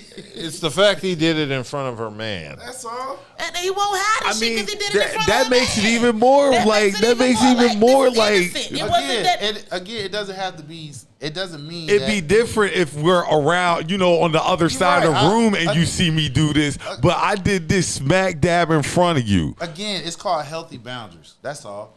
If your lady's right there, just like my lady's right here, if I can do the same thing with you with no problem, hey, I ain't got no problem. Shit, if y'all know each other, knock yourself out. If y'all know each other like that, cool. It wasn't even. So because it wasn't even, no. You know what I'm saying? That's all. That's called a healthy boundary. If I can't do it, you can't do it. Ain't got nothing to do with being insecurity because, again, sometimes people be passive aggressive in movements and stuff like that just to test you to see how far they can get over on you. So me, I'm letting you know off the rip. You see how I look? You see how I carry myself? I mean, first of all, this is Michael Ealy. This is like once Mr. again, Steal you have to Your take into account who these people are you're talking and that's about. Major, Mr. Marvel. You know what I'm saying? He been Mr. Marvel what? What? He was an Ant-Man. What's it? Ant-Man. He was Ronan the Destroyer or something. Yeah, he was just. He was at what's the name? When you talk of Marvel, he's not the first one that comes up in mind. I see what you're saying, but this is Michael Ealy. Like this is Michael Ealy. Like I'm sorry. I didn't see you've it. Been out longer than me. I'm supposed to take a back seat. It has nothing to do. Like I said, it just is. We don't do that. You can give her a big ass hug. Hell, you can kiss her on the cheek. Nigga, don't pick her up because your dick rubbing up all up on her. But you can put your lips on you can put your lips on my face and ain't no telling what you did with your lips, but you can't pick me up. Yeah, his dick is rubbing up on her belly. But your lips is on my face. But his dick he doing what he doing that? He ain't do that. Yes, he is. No, he's not. He is when he doing like this. When he picking her up, that's what he doing. So you kiss me, get a kiss on the cheek. When I'm this close to your lips. No, on the cheek. It's still closer. No, the cheek is right here. Look how far it is from your lip. That's a little distance. Yeah. That's a little distance. It's a problem if I get picked up. Yeah, because his dick is on him. Yeah. His dick is literally on him. It's in her belly button. Right. She can feel that shit. But we wear fitted clothes right now. The style. Let me get this out. The style right now is fitted clothes, fitted suits. So when you feel that hard on, she feeling that shit. He picked her up, right? Hold on, stop. That's Megan Good. Can I ask a question? You said he picked her up, right? Yeah. Okay, now if you're up here, how is she on your? If you when got she her comes up back on, down, when she comes back down, oh my God! Listen, he picking her up. When you pick somebody up in front, y'all chest to chest. Did they grind on the way down or something? Did he like shake her down? Listen. Without getting all into sexual physiology, if your joint long enough and hard enough, she can feel that. Especially when she come back down, all they gotta do is graze her leg. Graze her stomach, she can feel that. I feel like a kiss. So I'm just saying, you're saying he was hard at all this when he was doing it. It just wasn't a hug. You're throwing a lot of hard. Just want to know he was hard. Normal, he was hard. Good. He was hard. Who ain't gonna be hard with Megan Good? So he was hard when he. And I bet she smelled good. Huh? And he was hard when he shook their hands too. He probably was. So he had a hard on just the whole time. So you telling me that? And I just want to get this right. This is Michael Ealy, who can have any woman he pretty much wants. It's more of and not knocking Megan Good, because Megan Good is a beautiful woman. Right. But you're telling me that. Boy, it's other women I get harder for. It's a flex when you can do that. I'm sorry. It's a flex when you can do that against another masculine man. Yeah, that's a flex. Yeah, that's a flex. So I'm sorry. Maybe I'm old school. As a masculine old school man, you don't do that, bro. Now, if you ain't her brother, her blood half brother, you do some shit like that. Okay, fine. But y'all, I don't care if y'all had a work relationship for 20 years. The fact of the matter is, she's still an attractive woman. You can kiss me, but you can't pick me yes, up. I can accept the kiss. I just gave you a clear explanation why. If the man shit hard What enough, if it's a forehead kiss? It don't matter what the kiss. It don't matter. The point is, he can physically, his shit can be hard. And But what if it wasn't hard though? I don't y'all believe that. like I don't really believe reaching. that. That's not reaching. Reaching like a motherfucker. Like Y'all How are is that definitely reaching. How is Like that reaching? y'all So are you reaching. mean okay? Let me. So you mean We went from this. We I need a drink. Wait a minute. We went So from this you man mean to giving tell this. me I'm getting you some ain't more never? vodka. So you mean to tell me you ain't never seen no woman and your joint ain't get hard? But that don't mean No, wait. His shit was hard. Just That's from- not what I'm just saying. from- Listen just to where I'm from going seeing with her? this. Listen to where I'm going with this. So you Oh, mean no, to no, tell- you're saying just from seeing I her? didn't say her. I'm just saying. But that's what you're implying. You're saying you saw her and my dick hard now. And his dick just got hard. Go ahead. He I'm wanted to sorry. hug her 'cause she I didn't was mean to cut you flying off. down him Let like me get ice it out. Let him finish, What I Cal. said was- Go ahead. So you mean to tell me you never been in a room that a woman is physically attractive? Hell, you probably smell the perfume and everything. All the sensory and your shit don't rise up. You don't get a hard on just because of that. Hell, she might even brush up against you. Bro, by let me run accident. somebody. Yes or no Stop. question. Yes or no? No. You lying. No. You fucking lying. Bro. You lying. Bro. Hey, any man. You go. that's I let you explain that's yours. fine, Can I that's explain fine. mine? I'ma get it out. Can I get my time? Okay. Let me. I'm gonna end it on this note. No, I want I'm to talking make about my my part. explanation. I'm talking about my part. Okay, I gave you yours. You explain that. I'm explain mine because I'm getting ready to. I see attractive women every day, all day. Okay. My dick don't jump at all because I seen an attractive woman. What are you talking? Because she smell good? Yeah. Okay, it might jump a little bit, but I gave you specific criteria. What I said was, you're in a room, right? You're in a room. It could be a club, whatever. Y'all dress nice. The woman looks nice. She smells good. She accidentally brushed up on. My you. answer is no. That's fine. No. My answer is no. That's hard as believing. My answer is Okay, no. fair enough. I see you attractive women every day too, but All day. again, I see them every day, all day too. I'm not saying every time you see somebody, your shit get hard, but there are times that if you are in the room and this one particular woman, she looks But bad. that don't mean that was the case then. In I this really case- feel like that shit was very innocent. No. I don't feel like he did that shit because his dick was hard and he wanted to rub Again, it on his I dick. didn't say I that. don't- So I don't- now I you don't twisted. feel- What I said was You said his dick no. was hard. What I said was this. She was too close to No, his dick when she what- came down and slides What I down. said and that's what was you said. this: the man did his suit was tight fitted, right? Was So it- what? Yes or no question. Was his suit tightly Did you fitted? see his dick leak hard I in don't his look face? at it. I'm not looking at shit. But I'm just saying. You gave me the backdrop. Oh, they worked with each other for 20 years. Okay, so- hold on, wait a minute. Lord So have mercy. I'm just saying this.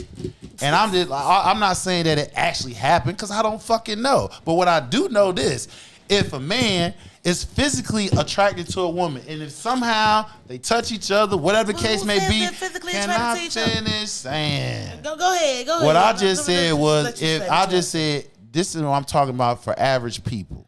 If a man, it could be a woman too. If you encounter someone, they might look a certain way, smell a certain way, dress a certain way, and everything hits all your sensitivity. You may react in a certain way that you don't act all the time. So the fact is, I'm not saying that you're not used to seeing no attractive woman or you're not used to seeing attractive men. There are times that the opposite sex will cause you to do certain things, Well, then, whether you mean to do it or not. I feel sorry for Michael Ealy because I was getting. I feel sorry for Michael Ealy then Say what? because he be around beautiful. He be around beautiful women all the time. I'm So sure. you said Jesus. attractive man that you like, and you before he even opened up his mouth, you knew you wanted to fuck him.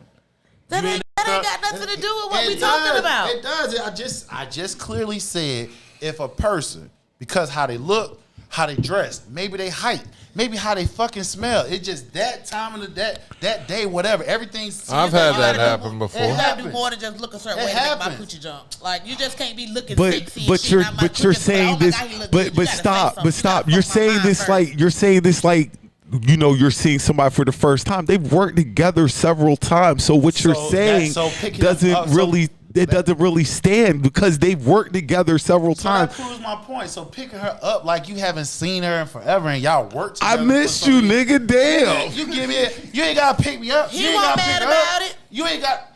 That's for what we know. We don't. I'm just saying. Because something happened prior to that. Something happened prior to that. I'm so just the energy with the hug we gave her and the energy that he, you know what I'm saying, that gave him, that it could have all coincided. And that's why it wasn't a big deal. Because he didn't take it that serious. For as far as what we know, but we know this. The average dude, man, ain't allowing that shit to happen. I don't give a damn. You knew it since y'all was in the damn sharing baths, getting baths together as a kid. They ain't popping. That shit's old. We talking about right now. We talking about healthy boundaries. You know what I'm saying? Now, maybe he did gave off that vibe that, okay, it's all good. But I just know for the average, that ain't jumping off. Sorry. Hell, a woman can't even, just the average for a woman and a man, if a woman come up on a man and sashay in front of him or whatever the case may be to try to intentionally get his attention, you ain't going for that. You ain't going to stand for that. You might have a problem with that. So what I'm saying Totally is, different situations. all I'm just saying is, I'm not saying at that particular time he was hard. I don't know. But what I'm saying is, you can be around attractive women all the time. And if you got this power that you know that they willing to fuck you at any given moment, you feel what I'm saying? You just walk around with a hard dick. It's a possibility. Is it Michael Ealy married? Is he single or married? I don't know. It doesn't matter. If he wants your chick, he's going to have Next topic. Next topic. Yes, we can discuss the brain. Y'all, that topic must have tired y'all out. Yeah. Okay, well, Martin Lawrence, fresh off of Bad Boys 4, has greenlit a new prequel, a dramatic take on his TV show Martin, and it's going to be set in his youth of growing up in Detroit, which is kind of effed up because Martin's from Maryland. But yeah, that's the take, and I'm not excited at all about that. There's a lot of stuff I don't want to tune into no more. You said dramatic take on it? Yeah, it's going to be a drama. So it's going to be an hour long. It's going to be like the Fresh Prince take. So yeah, it looks like Martin is set to receive an official prequel. So this is going to be, and it's being backed by Martin Lawrence himself. So it's going to be called Young Martin. And it's going to basically be set in modern-day Detroit as a teenage Martin navigates scenarios involving family, friends, and his ambitions. So that's all they gave us. So he saw what the Fresh Prince did, and he's like, you know what? I would try that too. But the Fresh Prince works as a drama because the characters had layers to them. Right. Yeah. Martin doesn't have layers to him. And on top of that, you just can't see Martin being serious like that. Like, you go to Martin Lawrence for comedy, and I think that Martin's been in dramas.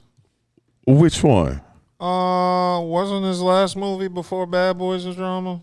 I didn't see it. He's been in a couple. Dramas. That's why I didn't see it, because I want to see Martin make me laugh. All I see was in comedies. Yeah, I just want to see Martin make me laugh. That's what I know Martin for. Comedy Jam. Yeah. Well, all I know is this isn't going to be good because, like I was saying, the characters aren't really fully developed. All we know in 5 seasons with Tommy is that he doesn't have a job. That's it. He can get bad bitches. Yeah. Not even that. He didn't have He only had was Pam. Before Pam, Tommy was bagging women. Yeah, he might have had one. Tommy he had that white girl in that episode. Tommy be down at the bar bagging chicks. Tommy was bagging. Out of him and Martin and Cole. But I just don't see that. Like, I wouldn't be interested. Me personally. He lived with his mom, Big Shirley, and that light skinned girl. No, he got the light skinned girl. Yeah, that light skinned girl was bad. No, the one he had later on. Yeah, she was fine. But yeah, the characters aren't developed. You don't know anything about Pam. She wasn't slow. She was an airhead. Slow. Yeah, you don't know anything about Pam, really. Yeah, Pam. She was just Gina, Gina's homegirl. That's it. She was Gina's best friend. That's it. You don't really have nothing to work with. She had problems getting men. So just recreating the series just kills the spirit of the whole show because it's not even going to be there. So I'm not going to look forward to it at all. I'll watch it just because it's Martin, but I also think it's kind of jacked up that, he said it in Detroit. But I guess it's not supposed to be a reflection of his real life. That's it. Okay, so we're gonna keep it moving. Music is in the air. There was 2 major releases. Let's start with Eminem. You know what? I listened to Eminem, and he got a couple of them. Yeah. That's worth listening to, but I don't see me playing in heavy rotation. It's probably like if I'm in the mood, I'll play them. So I'm not playing that. I'm not playing that again. I listened to it because Dove said listen to it, but listen to it. That's the point. my playlist is already set in stone, basically. Yeah, Unless I just wanted Eminem ain't people to on hear it. so we could talk about it. It was decent. I'll say it's a better Eminem album than I was expecting. Yeah, I will say that. Well, I mean, if I have to pick all the albums that I like, Marshall Mathers is still the best one. Of course. That's his classic. Yeah, that's a classic. That's his classic. But this, no, he had a decent one. The debut. No, the Slim Shady LP. Let me tell you about it. He had about a couple years ago. What? He had a decent one. I forgot the name of it. Put it like this: his past couple of album, he had some joints up there. Yeah. This one right here. Murder Music, wasn't that it? Let me look. I remember that joint. It had his like past a red couple album of contributions have not been good. This album it's a good album. Yeah. It's a good to really good album. Yeah. I mean, considering my expectations were low, I was surprised at the production. It was actually decent. And the way he put it together, like I'm gonna give him credit for the way he put the album together. Mm-hmm. Like it was a good conceptual album. It really was. Who he was dissing. He just naming a lot of artists. Nah, he threw out some names. He threw his shots. There was supposedly, he threw a diss at Kendrick Lamar, Lil Wayne, Hove. Yeah, Hove. Like, but I mean, this is what Eminem does, and honestly, he's garnered that enough that he can do it. It is what it is. You know what it is? It was like when Eminem first came out talking about Britney Spears and Christina Aguilera. There weren't a bunch of YouTube channels that said the same stuff Eminem was saying. But this is the thing with Eminem. Like, it's like Trump. It's like your fan base makes us not really like Eminem because your fan base over exaggerates. Like, he's the greatest rapper ever. Like, that's kind of like he's a great rapper, but he's not the greatest rapper ever, in my opinion. Correct. Mm-hmm. I agree with you on that. Yeah, I agree, but like I said, it was a much better album than I was expecting. I'll give him. It was a good album. I think it's because he didn't do a majority of the production. All right, I can't say. I can honestly say I can't. Oh, I'm not gonna listen to it after this week. Unless a DJ put some touches on there and make a remix. I'll never listen to it again, but I mean, I'm not listening to it after this week. Is it a good album? If it's a good album, you'll listen to it. You ain't listen to it, so it don't consider good. I mean, but there were Boldy album just dropped last week. That's a really good album. Yeah. Boldy James. Which one? Because Boldy actually released 2 albums. Boldy and Conductor. Yeah, that was it. That was a good album. Very good album. And you know, Boldy and Alchemist just dropped an album. So, and then I'm looking for other artists. I'm not really looking for Eminem. Yeah, I'm not. I just wanted to hear it, just to be on top of things. But I mean, I don't regret hearing it. I just won't hear it again. I've heard worse. Yeah, I've heard worse. Yeah. Right now on my playlist right now, who buzzing is Boss Man D-Lo. You know what I'm saying? I hear a lot about him. I've seen him once, but I've heard the name. I can't really get into a lot of it. I can't get into a lot of this new stuff. Sports Center and everything. He out of Florida. Nigga, he got some Boss Man D-Lo. Okay. Boss Man D-Lo. Well, I can say another album that I was pleasantly pleased with was that Common Pete Rock album. That was dope. Chance to hear that? Yeah, I mean it's Common and Pete Rock. I mean, yeah, it's one of them albums that you ain't got shit going on. You on vacation and shit like that, and you just in cruise control. You know. Yes. I mean, I look at it like this, like especially with rappers who've been doing this for decades. Now, like you've given us your best work already, so. A lot of time, I'm not even checking for this to be your best work because, for example, and this is Nas's album was just named the best hip hop album of all time. Yeah. By Billboard, I believe. Which one? Illmatic. Illmatic. Oh Illmatic is named the #1 best album of all time, and I can't disagree. It is probably the most perfect hip-hop collection of music that you can ask for. But 25 years later, you see what I'm saying? I'm still checking for Nas, but you've already given me your classic. You see what I'm saying? I don't think anything you make will ever surpass Illmatic, because it was how old you were when you wrote this. You were 17, 18 years old. You're not expecting. He's hungry. Yeah, you're not expecting guys of this age when we're growing up to really be in, and they were really spitting. That's why I give Mobb Deep their credit. Snoop, them guys, because they were young guys making albums like that. That recent Nas album, you don't think that's a classic? It's not better than Illmatic. We're not saying that. You saying what's a classic? This is the reason why you cannot put the two together, because Illmatic, when he came out. What you mean not put the two together? I'm about to give you some content. The reason why you can't put the two together is because when Illmatic came out, he was hungry. He ain't had no money. You feel what I'm saying? Mm-hmm. Now he got bread. You feel what I'm saying? So it's just about being consistent now. So you gotta evaluate them in a different type of view. You know what I'm saying? Not necessarily he's giving us his best work, because again, he's not talking about drug deals. He's not talking about Yeah, but like you're saying, it's the hunger that separates that super classic from this great album that you just dropped a couple of months ago. But when you're been in the game 25 plus years, you feel what I'm saying? He been in the game over 30 years. It's like Jay-Z. I love Jay-Z. I'm the biggest Jay-Z fan. Mm-hmm. Nothing's better than Reasonable Doubt that he's made to me. People tell me the Blueprint. I'm like, boy, you silly. The Blueprint is a great album, but Reasonable Doubt is an amazing album. Let me tell you why. Because he had to remaster and bring it back out for somebody to really deem it. When Reasonable Doubt first came out, he did not get. You're saying but see that's the thing. We don't go by sales. Yeah. Like real hip hop artists don't go by sales. Actually, let me run somebody. Back then, sales did, because we didn't have no streaming. It wasn't nothing online like how. So sales mean nothing to me, because like some of the best acts didn't really sell like that. UGK. One of the greatest acts. They didn't sell like that because they was considered underground.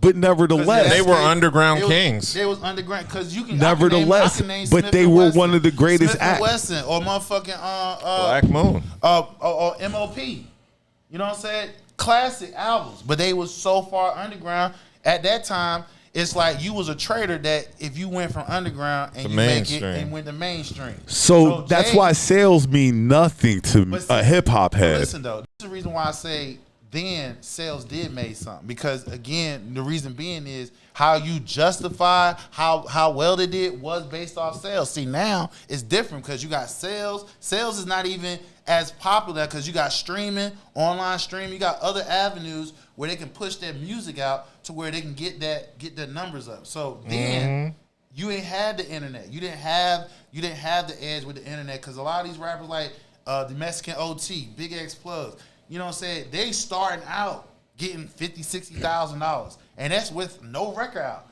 The dudes back 30 years ago, they wasn't getting that type of money until Jay crossed over. He made it cool. Like, hey, y'all, do you want to be underground and be broke, or do you want to cross over and get money? That's what all these rappers right now getting the bread that they get because of Jay-Z and that Blueprint album. And that's why you have the music that's being made as well. Correct. Because the money has corrupted what we looked at as the value of something. Not saying it's wrong, because you deserve your money, but it has definitely shifted the art for the money. It did. Interesting. Okay. Well, I don't think y'all really gave your opinion on the Common Pete Rock album. It was a good album. I mean, it was a good album. Would y'all? Is it in your playwist? No. Nah. It's not in my playlist. Nah. So again, how can it be a good album? It's not in your playlist. No. What I call albums nowadays are playlist albums. You take a song or 2 off the album and put it on your playlist. So you got 2 songs off of that? Oh yeah, definitely 2. Definitely 2. No. But this is the thing. This is the thing. This is what I'm saying. You just want one song to go with the playlist, somebody's playlist. You know what I'm saying? Not the whole album. I just need one song to make it on your workout playlist, just to remember me. That's it. Okay. Well, we're going to keep it moving because, Hassan, I know you posted that video of the balloon show in our chat, and it was that dude that was going in on the woman with 3 kids by 3 different men. Yeah. And you were just basically saying, is your past really your past? And I listened to what he was saying. He was like, yeah, basically the first time, all right, cool, I got you. The second time, that's on you because it's like you're not paying attention. In other words, one reason why he's asking these women these questions is because, like he said, he has 1 child, which his child is grown. He want more children. So this particular woman, that the interaction that he had with, she already had multiple kids by multiple men, and she wasn't willing to have no more kids. So, that whole. I hate when women say that. Yeah, it's not their choice. It's my sperm, my choice. What? Well, once it's in you, the sperm decides what happens, not you. You can jump up and down. You can spray coke in your coochie. The sperm still is going to hit its destination. So, when women talk about, I ain't having another kid, I'm like, shut up. If them tubes are burnt, tied, and all that, that's different. Based off how if she's just going off the faith basis, like, then I ain't trying to have no more kids. I kind of see what Dove's saying. Like, are you trying to prevent having more kids? If you're not trying to prevent it, then you just saying, I'm not having any more kids. Isn't really a great form of birth control. Yeah, mind you, she didn't say she couldn't have any. She said she didn't want to have any. Oh, well, so that's again, that's so you difference. sit here and want a man to commit to you and your multiple children. If this man wanted 1, you're not gonna get that to him, but you gave it to 2, 3. Well, 3. That's the thing. I don't think that's fair. It's not. And I don't think that's fair. In a situation like that, they don't need to be together because they're not compatible. Because he's clearly saying he's saying he want kids, and she's saying she don't want to have. Right then, that's a deal breaker. Y'all don't even need to go there. But how the interaction happened was because she felt offended by him asking that type of question. Because she's saying it's unfair to ask a woman that question because of their past. And he like, look, which question? I want more kids. Which question? He asked how many. I'm paraphrasing. Like how many kids? I mean, how many? Well, if you have 1 child out of wedlock, right? The second one or the third one, that's not a mistake. You feel what I'm saying? That's what he was saying. And she got offended because she's saying, well, what if the relationship didn't work out? I mean, basically, if the relationship didn't work out, and you 9 times out of 10, you know that person is not the person to have no kids by. You was probably hoping. And that that's a tough situation one. Situation probably would change. Yeah. That's a tough one. Come on, man. Nobody makes multiple kids like that, and you don't marry none of the men that you're dealing with. I've got multiple kids by multiple women, and I didn't marry neither of them. That's fine. Yeah. Again, but this is where it turns though. It turns because he asking the women these questions. She took offense of it. She felt like should. That's how she feels. Well, yeah, she was out of pocket because I'm not saying she's out of pocket, but your past does still count to an extent, especially the people that you're trying to date. Your past does count. Because if he had 4 or 5 kids, she probably wouldn't want. As much as I don't want my past to count, at times my past is still my past, and people can look into it and judge it for what it is, even if I don't think it counts. And it goes both ways. Some people are like that. They have 1 or no kids. They look at women. A woman might have 3 kids, maybe 2 or by she has two different, baby fathers and stuff. Some guys might not want to jump into that. You might not want to deal with multiple men that you're going to have to see. Women the same way. Women are the same way. Sometimes if has multiple baby moms. Sometimes if you got multiple baby moms, she don't want to put herself in a situation where she got to be dealing with all these different chicks. So you can't get mad with it's either understandable. You can't get mad with either or, but she highlighted it because she felt offended. Well, that's just her. That's her. Because he answered the question. She's saying that's not fair based off somebody's past. It's fair. He said it's fair because I want more kids. My child is grown.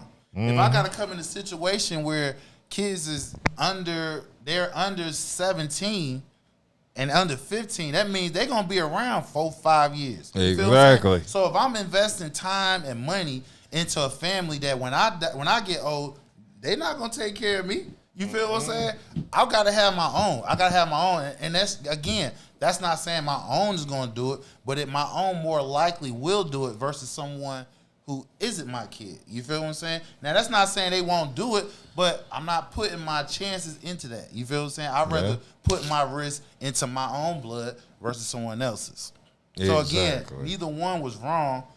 She, on the other hand, she felt like that he shouldn't ask that. And he asked it because, like he said, he wanted more kids. So, fair. Yeah. It's fair.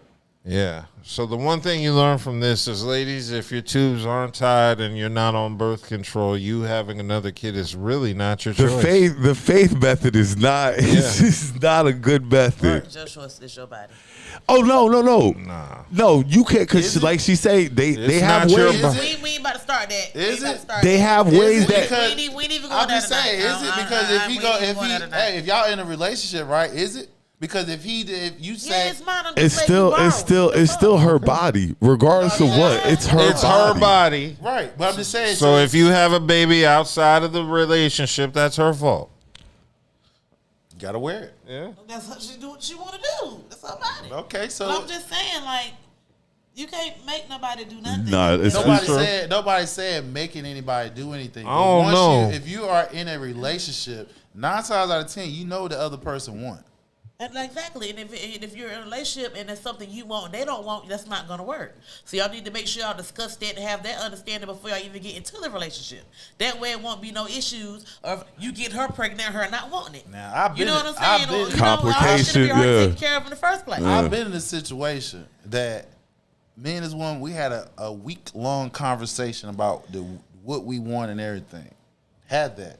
Came in this joint, open arms. 2 months in, I already knew ain't shit popping. By this time, I done completely moved in this woman's house. And on top of that, I'm pretty much a father figure to her daughter. So but you said you knew wasn't anything popping. Say what? You said you knew there wasn't anything popping. No, I found out once I done moved in. You didn't give it enough time. What you mean? After 2 months? No. Me and this woman have history. So I know her outside of us, really but still, being in a that's relationship. different though than living together and like. No, we're living together. That's what I'm saying. We had a discussion before we said, all right, look, this is what I want out of this relationship. This is what I want. We was having a detailed discussion as far as what do we expected out of a relationship. As soon as I given up my bachelor pad, you feel me? Because I love living by myself. This is one brother that don't have no problem living by himself. I'm the same way. As soon as I gave up the bachelor pad, I'm feeling that life right now. Cut off all the women that I was dealing with. 2 months in, everything that we discussed automatically went the other way. Now, it's not just now I could have just up and bounced, you know what I'm saying? But like I said, I'm a father figure to the young lady, you feel me, to her daughter. So it was kind of like a little bit hard to break off like that, unless I could have been a motherfucker that didn't give a fuck, like fuck your feelings and all the other shit. But me, on the other hand, I look at it deeper than that, because if I come in open arms, I'm accepting your child. You feel what I'm saying? So right I'm now, your child as if she's my own. Right now, I'm at a point in my life, I don't think she could drive a bargain hard enough for me to move in with her like that. Yeah. I don't think that she could get me, especially within a certain, maybe a year or a couple of years, but a couple of months, nah, I'm good. No. I'm not saying, I said a couple of months in, moving in. This where everything done came out to where I need to know. What I'm saying? Shit is not gonna be this way. Now, mind you, this is me coming out my mouth and said, if I don't get what I want, I'm going to get that regardless. So it's a blunt conversation. So you got women that if you got motion, you got some type of motion, you got business about yourself, they're going to say whatever, do whatever to get in, and hoping that, you know, they can sway you to where whatever it is that you want, you no longer want that shit. So it goes on both ends. It happened to women when it comes to men. I'm just telling you my personal experience that I've had with women. And like I said, except for a few, most of them, they don't just simply, hey, you leave, you go your way, I go my way. Because if you got something going on about yourself, they're looking at like what you used to do for them. You know what I'm saying? And I'm a type of man that if I'm dating someone, right, I pretty much take care of them. You know what I'm saying? I'm taking care of them. I'm a provider. You feel me? And that's not saying she doesn't work. She doesn't make money. It just, that's some of the things that I do. So based off me being consistent doing that and imagining me doing that for somebody else, it ain't no simple, oh, you go your way, I go my way. You got to pretty much pay your way up out of it. If I was a broke ass motherfucker, yeah, you can leave him because what you expecting? Nothing. He ain't got shit. It's a different scenario. Different scenarios. Okay, well, now we get into sports. Because sports has been pretty active this week. We had Cameron and Mase going at your boy Shakur Stevens. Yeah, man. I hit him up that night. I mean, I see what you're saying, but okay, so what Cam and them are saying is, and I understand what they're saying perfectly, like, you're supposed to be this big dog. Yes. You're supposed to be but let me finish. You're supposed to be this headliner, but your fights aren't headline fights. On regular TV. Well, they're kind of boring. Okay, because why? Because a man can't hit him. Boxing is this is where casuals and their opinions. But see, you're wrong. You're wrong. Because I can tell you who was very entertaining and still didn't get hit. Okay. Roy Jones Jr., headliner, super headliner. Roy Jones hit people. Headliner. He knocked niggas out. Like we entertain us. Somebody that nobody hit, and he went undefeated. Oh, Floyd. He gonna say Floyd. Floyd wasn't a knockout artist. But Floyd lost. But Floyd lost all the he had on him because people got tired of seeing Floyd duck and run. I get all that. So now that from Floyd, people tired of seeing Floyd do it, and now Shakur Stevens does it, and now we're like, oh no, we're not buying into this. Okay, see, again, this is where number one. Let's back up. First of all, Mase, for the age of Mase and Mase and Cam, they should be talking to him like nephew. You know what I'm saying? Not talking like he's our age and shit. You feel what I'm saying? Because number one, he's a young buck, and anybody know, especially if you're a young man, you feel what I'm saying, or older man. You once upon a time buck at somebody that was older than you, especially if they're trying to tell you something, especially if you are successful as far as what you're doing. So as of right now, he's undefeated. He's a 3-time world champion, 3 division. He's a silver medalist in the fucking Olympics. So he got success written all over him. The last fight before this one, everybody was complaining the fact that he was running. He seemed like he wasn't sitting there getting the mix. And what I try to explain to people is there's 2 types of style of boxing. And see, you got the Mexican fighters where they sit there and slug it out and see who knocked the hell out of one another. And you got the skills fighters, American boxers, that can hit motherfuckers and get the hell out of the way. Now, the last fight, outside of this one, he had an injured hand. He didn't use it as an excuse. Can I ask you one question? Sure. What other fighter besides Floyd Mayweather Jr. was one of those I'm ducking and moving and all that? Sugar Ray Leonard. Nah. Yes, he was. He'd sit there and fight with you. I can bring you up there. He has, but most of the times, if you take so that's what I'm saying. You ask me, if you take Sugar Ray Leonard, his fighting style then, and apply it now, they would say his ass is boring too. Yeah. They would. When he fought Hearns? He got, when he doing all the shuffling shit, the showmanship and stuff like that. But entertaining. You're entertaining me. You're entertaining me. What I'm saying is majority, if you look at Sugar Ray Leonard fights, he's not a mix-up type of guy. Now, we know him for the Hearns and what's the other guy? Hagler. And what's the Spanish Camacho. guy? Duran. Duran, yeah. We known for them 3 classic fights that he battled them and he slugged it out because the face is all brutal and everything. But majority of his fights, he a stick and move type of guy. But you got those fights on your resume. Right. Those are fights that we go back to entertainment. Okay, so now this is what I'm trying to tell people. He got fights on his resume. He knocked niggas out. I seen 2 of them live. Sat there in the box, mixing it up, giving combinations and shit. I seen him live with myself. The man got the skills. The last 2 fights, yes.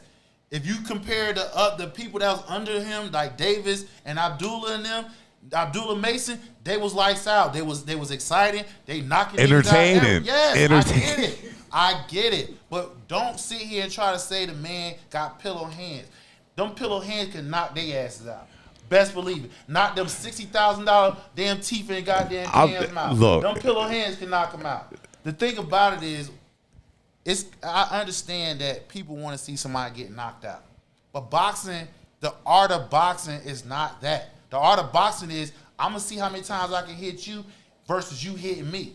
Exactly. So if you can't hit him, you can't get mad. That man was, if you look at the fight. That's the point then, because let me finish, because you're getting riled up, but I'm giving you reasons why. So you think of all the name fighters that are headlining right now. Who's the redhead dude? Canelo. Canelo going to lay you. Anybody that we look at as an entertaining, we're going to pay top dollar. Tank going to lay, and that's cool. That's a different style. But listen Tank to what I'm saying. But this is what we're looking for when it comes to entertainment. Yes, now he's the fighter that you say is, I'm gonna hit you and then I'm not going to let you hit me. It's not as entertaining as Canelo and Tank and Canelo, he's not even fast. He ain't got no choice but to stand there and mix it up. And then on top of it's that, entertaining. He's a Mexican fighter. They are trained to fight like that. That's how most of the Mexican fighters. Hey, bro, I'm in the sport, so I know a little something. Majority of Mexican fighters, they are trained to slug it out. And that's cool, but we looking for entertainment. Tank is before. And this is why I say people got short-term memory. Before Tank had the Frank Martin fight, before he had the Ryan Garcia fight, everybody this time last year was saying the same shit. Tank ain't fighting nobody. Tank picking people. Floyd is protecting him and this and the third. He only had 2 fights. Two fights, Ryan Garcia and Frank Martin, where everybody said, oh, he the face of the damn. And the last 2 fights Shakur had, everybody, oh, he's born. Because the 2 fights I seen him live, he fight in these. What's the Japanese? In these. What? They don't watch boxing like that. You looking at them? He fought the Japanese fight. He fought Heron, even though he's older. He fought him, not TKO. The Japanese fighter before him, TKO. If you look at the fight this past weekend, he's there. He's not moving. Dude is like, he doing this. He blocking the shit. If the nigga can't hit him, can't get mad at that. And he was tagging him. He just didn't get him out the way. But that's the whole thing. Like our entertainment to us is, like you said, get him out the way. Right, because we caught up with combat sports like MMA. MMA, they got the 4-ounce But we've always kind of been, love the knockout. Not really, because what? MMA has gotten popular within the last 5 years, and that's only due to the fact. No, it has been. 5 years? Yes, I'm talking about popularized to where people across the board looks at it. No, I'm gonna tell you what. Well, first of all, what I'm saying is, he just needs to be a little more entertaining. What you mean a little bit more entertaining? Just a little bit more entertaining. Get somebody in there that's gonna fight him, because everybody he went to in the top 10, every last one of them said no. Just lay somebody down. That's all I'm saying. And the reason why MMA is more popular than boxing, in my opinion, is because boxing could never figure out how to make women's boxing interesting, and MMA figured out how to make women's fighting interesting. Clarissa Shields. So but you named one woman. I can name you several women that fight in the UFC. That's the difference in why the UFC is doing better than boxing. We all know why boxing is the way it is. There's too many politics and too many damn promoters' hands in a cookie jar. I just told you why. Because they can't make women's boxing entertaining. They can make women's MMA entertaining. Men's boxing entertainment because they cannot get the fights that everybody wants to see. And that's the other problem. You know what I'm saying? MMA So, like, going to give you those fights that you want to see. So like right now, everybody say Tank and Shakur. That will never happen because both of them is up under Bob Arum. Bob Arum's not going to have both his prize fighters going at him. You ain't splitting my money. Now Shakur is a free agent now. Now that whoever he may sign with, now that possibility of them happening can happen. So it's a lot of stuff that plays into it, which is politics. That's why boxing is fading away. But we'll end it there, and we'll just see where Shakur Stevens does next. Who he fights next. Division champion and a silver medalist. Oh, not knocking in the Olympics. All them niggas that's top 10 right now do not have that damn his record that he got. They don't have that body of work that he got. None of them. Now book that. All right, what else we got? Okay, well, there's been a lot of basketball this week going on with Team USA. Cooperflag was taking it to their ass in the scrimmage, and then they played Canada again. Cooperflag's the truth. Cooperflag is the truth. Cooperflag is the truth. He's like an athletic Christian lately. Yeah, but is he the truth that your boy, the most valuable player of the Eastern Conference and the most valuable player of the finals don't get picked? Who? They pick the third person on the team. Jaylen Brown don't get picked. Jaylen Brown don't get picked. I mean, travesty. That might be. You tell me in your lifetime that the most valuable player of Eastern Conference, NBA champion, and the Finals MVP that doesn't get picked. You're right. Name me one. Name me but one. Can I ask you a question though? Can I ask you what? Can I ask you one quick question though? Who's got more hype about them, Cooperflag or Jaylen Brown? Jaylen Brown. He just won the title. He did, but Cooperflag is this upcoming. Hey, listen, I understand what you're saying. And I'm a Laker fan. I'm saying this shit. So this means what I'm saying is listen, because it's probably the only time you will ever hear me talk about fucking Boston like this. The reason why Boston won the chip because of that man Brown. Yeah. He from the Eastern Conference, Tatum was a shell of himself. And if it all boiled down to Tatum, they would have lost. They would have lost against the damn Pacers. You feel what I'm saying? In that series. So the fact that they got the top two players on the team, they got one of them, but they picked the third, fourth player on the team, and they could have, because you got Holiday up there, you got the top. So it's not like the Celtics aren't represented. That's not the point. The point I'm making is you tell me a most valuable player of the finals, an NBA champion, and an Eastern Conference Finals champion who doesn't get picked for the damn Olympics. That's tough. That's never happened. He go home and rest. It has never happened. And you're right, but he go home and rest and get ready for next year. It goes back to what Stephen A. because he sit here now. Do I got to reveal my sources now? Like he's saying, I told you. Can I be honest with you? I'd rather see Cooperflag than Jaylen Brown. You saying that with your chest? Yeah, because I want to see. Than over Jaylen Brown. Yes, have you seen this boy play? I don't care. The fact of the matter is, I see what Jaylen Brown can do. I know what Jaylen Brown can do, but I want to see this boy play because. And you're right. You're saying he's proven. I want to see what this kid can do. Who's getting all this? Hold on. Calm down. He getting all this hype. This boy is hyped up. And he deserves every bit of the hype he getting. I'm not saying this boy balled out. This boy balled out against these grown ass men the other day. Right. Yes, balled out. Right. And I'm not because Jaylen Brown is that dude. He really is that dude. But can we at least see what this boy can do? Because he's nice. I don't want to see him next year. I want to see him now. You got plenty of time to see him. Plenty. He about to be at Duke. Dub. I'm gonna ask Dub. Dub, what's your opinion on it? I think he can hoop, and he's gonna do his 1 year at Duke, and then it's only one. Right. That's why I say that could have waited.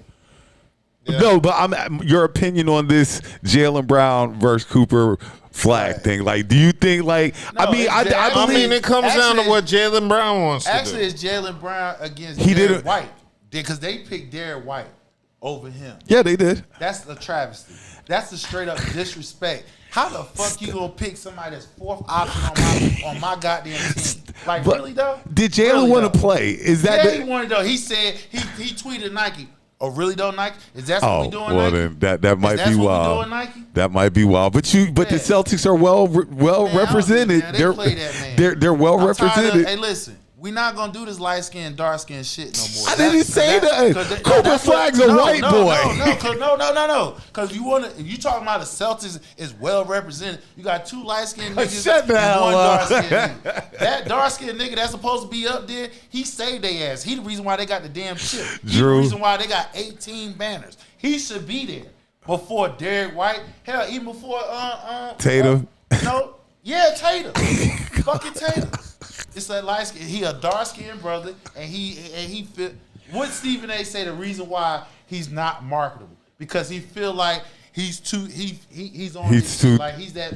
And why is he like that? Because he got his grandfather. He got people that's in his ear that's keeping him grounded. So where he knows what the fuck. He's very smart. Everything. What he do that none of these NBA players that didn't do? He went to Ice Cube Big 3 and played. Jaylen Brown is that dude. But I just want to see Cooperflag. I'm sorry. Fuck that. I just want to see Cooper. Look at Dub. Dub like I just want to see Cooperflag. I'll watch 4 years from now. If you saw how this boy was balling out against these grown men, he got plenty of time. He ain't no but Duke don't deserve this boy. Duke don't deserve this boy. Why don't Duke deserve him? Duke don't deserve it. Why? This boy is good enough to get Duke a chip next year. That's how good this boy is. Yeah, well, that's gonna be. This boy good enough to get Jaylen Duke a Brown chip. He got played, and we're not doing this dark skin, light skin bullshit. Like I said, that man's supposed to be on that squad. He earned that shit. He saved that team. That team got 18 banners because of him. He did. Tatum didn't do shit. He didn't do it. I mean, Tatum had a couple of 20-point games. Stop it now. Bro. Hey, Stop it now. No, you stop it. His points wasn't impactful as damn Jaylen Brown. He dropped 20 and some change. Listen, man, you seen the finals. He didn't drop 6. Everybody seen the finals. If it wasn't for damn Brown, they wouldn't have won. Nobody's saying Brown wasn't balling, but Tatum was too. And that was with Tatum and his 20 points. Tatum was balling too. No, he was not. He only looked good at the last game when they swept him. That was the only game throughout the fucking playoffs that he actually looked good. He was not consistent at all this year. Pressure was getting to him. Okay, now. And he got bailed out by We're going to skip on that one because I know you want to talk. I know the next topic you're going to do. What? Bronny. Yeah, Summer League. Summer League. He's not been showing up, but he's been playing like a number 2 pick. I mean, listen. Everybody, I'm disappointed. I understand he's LeBron's son and everything. Everybody expect him to come out there and, do his thing. You know what I'm saying? I get that. But what people not understanding is if y'all follow LeBron and them, they work out together. LeBron work out with his sons. You know what I'm saying? They train every year off season. So what I'm saying is even though we're not seeing it on the court like how people think, because Connect, our 17 I just think he's still having to get acclimated. I think Bronny's all right. Nobody's giving the boy from the Timberwolves. He's blocking shots. He's still the kid from the Timberwolves that got the high pick. What's his name? For the Timberwolves. You talking about? He had his game. He did. He's from Illinois. He didn't have a great game, but he's a high pick and stuff like that. They ain't giving him the same flag they giving Bronny. That's all I wanted to say. But he's higher than Bronny. That's what I'm saying. He's supposed to be he's supposed to be taking Conley's job. I don't know, man. He been banging. His name is Shannon Jr. That's his last name. Out of Illinois. He was just cleared from a rape case they had against him. He went to trial. That shit was dismissed. You know what I'm saying? So he got picked. Yeah, it was some bullshit. But outside of that, yeah, I saw him the other night and he was busting ass. I mean, he was dunking on niggas and everything. So he the truth. I wish the Lakers got him, but we need a 3-point shooter. And my boy Connect out of Tennessee, he doing his thing. He's my favorite of Rookie of the Year. Well, Bronny can be a 3-and-D player. Yeah, he can. We're not expecting him to come. The expectations heaped down on Bronny are unfair. Say what? The expectations heaped down on Bronny are unfair. I mean, again, there are no expectations. There it shouldn't be because number one, he's a second-round draft pick. If he was playing like a second, if he was a first round. All right. Well, not just that, and the boy just came back from heart. Yeah, heart surgery. The expectations I just think are he's going to be a good baller. Cold. He's going to be a good ball player, I think. Once it pans out, he's going to be okay. Ain't no way in the hell LeBron going to have his son out there not performing. Yeah, like he's going to be fine. Michael Jordan. But the money one's going to be Bryce. Bryce going to get all because he's shaped like Bron was. Because Bryce he's 6'7", 6'8". Yeah, he's got that Bron figure. He's not even. Well, he got the height. I don't know if he got the frame. Oh, he got the frame. He got his game is like that. He gonna grow into it. I follow him on Instagram. His game is like takes that. after Savannah. Yeah, and look, that like you the older brother, you 6'2". Your younger brother 6'7", 6'8". Younger brother is about as tall as his dad. He gonna be, and his growth spurt hasn't even stopped, so he can get up to 6'9", 6'10" before you know it. I'd go with 6'9".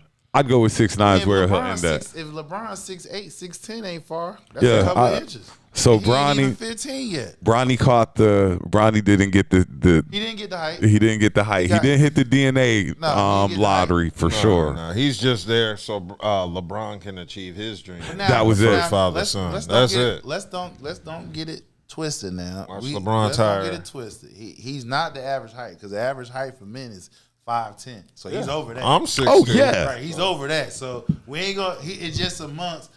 That just lets you know who how Bronny you're talking about. Yeah, but I'm saying your dad in high school was what? What 6'8"? A senior in high school, he was 6'7". Right.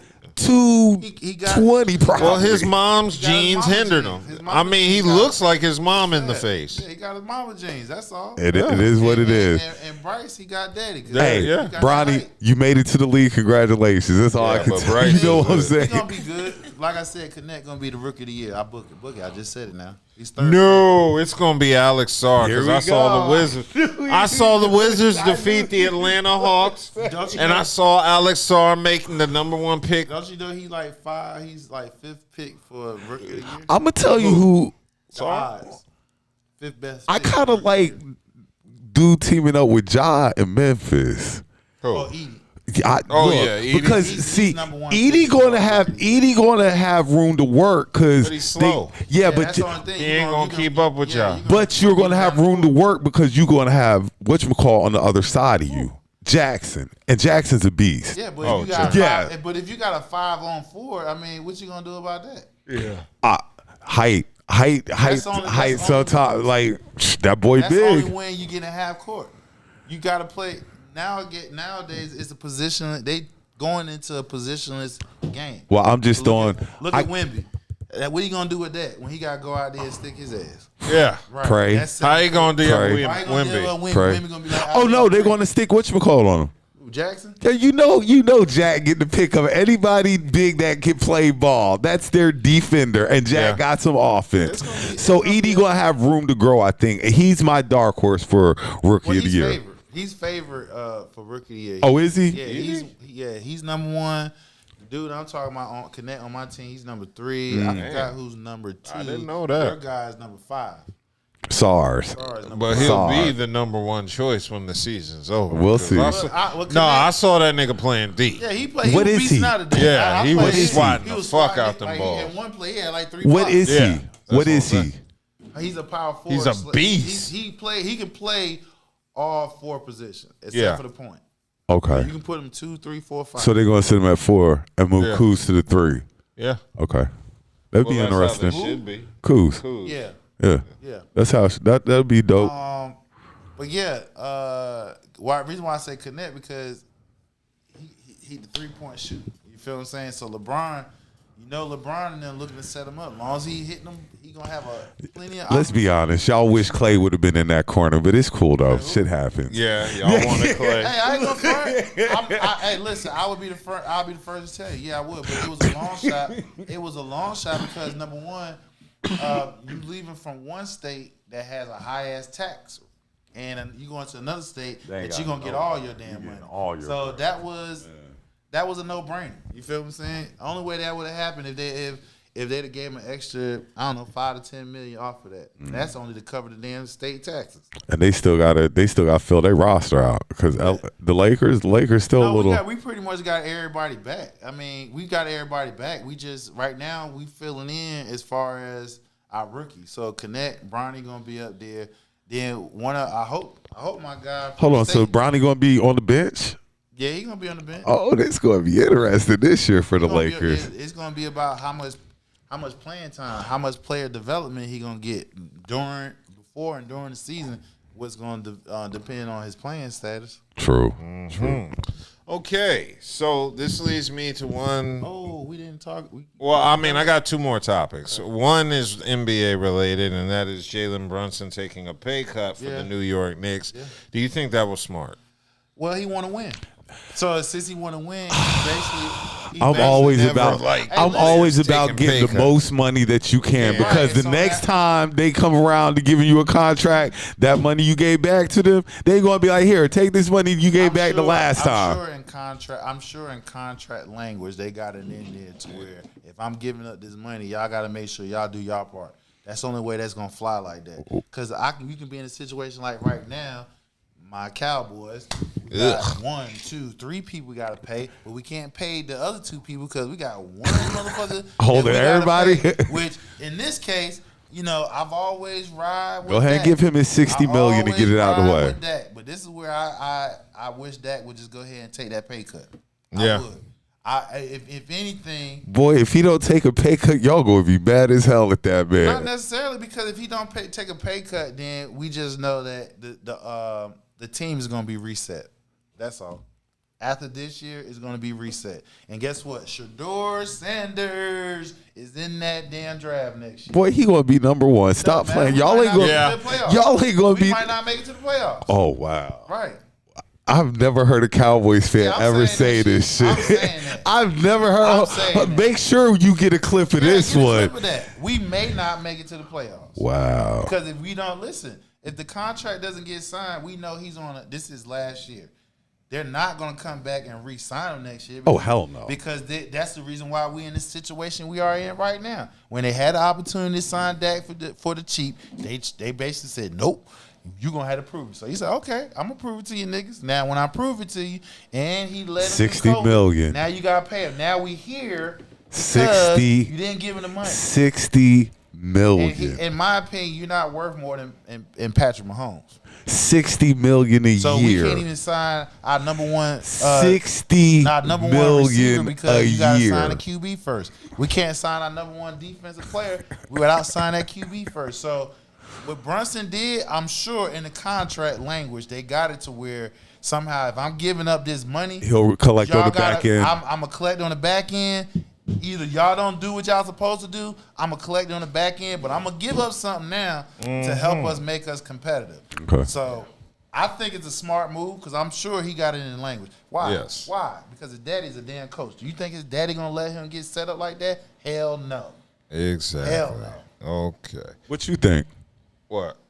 You asked the question. What you think? I'm never for players taking pay cuts, but I also understand players need to win. So I'm on the fence 50-50 because I do want Jalen Brunson to win, but also at the same time, I want him to get his paper because he only has about a 15-year window to get that paper. So yeah, and you're one major injury away from it all, not getting all your paper. But we do. But the difference is with the NBA versus everybody else. The NBA and baseball, guaranteed, and hockey, guaranteed. NFL is the only one is not guaranteed. Not guaranteed. You only get that money. The only thing guaranteed when you sign your name and they give you that upfront money. Everything else is based off performance and your availability. So, in his case, he's covered. You know what I'm saying? So I'm sure he got it in his language. Are we touching on the W? Yeah, that was the last topic. What's happening in the WNBA? I'm sad to pass news. My girl Angel Reese, her double streak has been broken. It stopped, but she still has the new record though. Which is the most consecutive double. She just didn't get a double the last game. Yeah, she missed about 1 point. Okay, my question is this: should they split the Rookie of the Year award? Nope. And it's already been answered because Aja Wilson asked her that. She said no, and that's the best. That's the big dog of the league. So then who gets it? If they don't split it, who gets it? In my case, whoever gets in it, whichever Angel and them are right now going to get it. Whoever team gets in the playoffs, they should get it. So right now, Reese over stats. Stats can count because right now, this is the reason why is you got to be careful about that. Yeah. Because do stats turn into wins? Yes. So let's just say right now, since Reese record has stopped, and Caitlin, she has broken another record again. She's fastest woman, 400 points in the rookie season. Great job, Caitlin.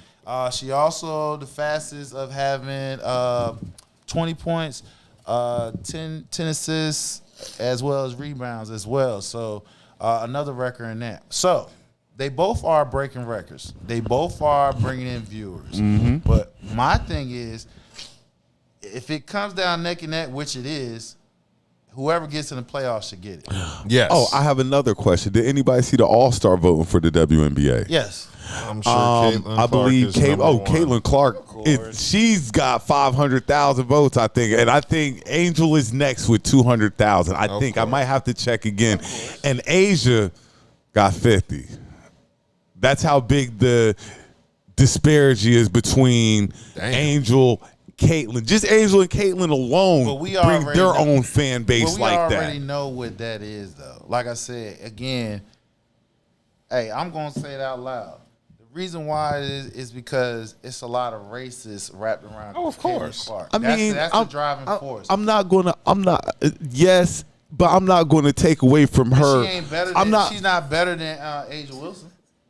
No, none of them are. Right. Asia Wilson is the star of the league. So how? That shows the blasphemy. But stop. You can't because people clamor to somebody like. That's like, she kind of reminds me of the old Indiana Hoosiers back in the day when they all used to root for the Hoosiers because that was their. She has a big fan base. Not me, but people is not clamoring to a champion. It'd be something different. She won the championship. She ain't won shit. She was just the number one scorer in the. Can I give you multiple examples of dudes that never won championships, but we celebrate them this hard? Allen Iverson, we love him like we love him. He went to Georgetown one season. We loved him because he created a crossover. Next. But I'm saying he didn't get no chip or nothing. But we love him like that. He created a signature move and he put it on. He put it on one of the most iconic players in the game. Nevertheless, you asked. Not saying that she didn't earn hers, but what I'm saying she did earn hers. I'm saying I just said not saying she didn't earn hers. What I'm saying is there's a difference. There's levels to this shit. Again, she is a prolific scorer. Prolific. Same difference. You know what the fuck I'm talking about. She can score the goddamn rock. With that being said, right, she's limited as of now. As of right now. She's getting the hype because what I just been preaching the whole time. Anytime you got a string of black success going on, the white lash comes behind. Can I ask you a question though? Go for it. Is Caitlin Clark the all-time leading NCAA female scorer of all time? I believe she is. She is. Okay then. So I'm saying she deserves some of the hype she gets. How many years she did it though? She's the all-time. Everybody who's the all-time, they did in 4 years. She had COVID. COVID gave her an extra year. They didn't mention the black guy who was a Division III, who's number 2 scorer. They didn't even mention him at all. Oh, the little short dude too. Yeah. They had the blue uniform, but I saw it on Sports Center one day. He was number 2 in all-time scorer. They didn't mention his ass. Just missed breaking the record. And they would not even allow him, give him a 6-year eligibility to break the record. So what I'm saying is, it's hypocrisy all across the board. When it comes to white athletes, white actors, white anything, we see a 2-tier system here. So again, we're not us.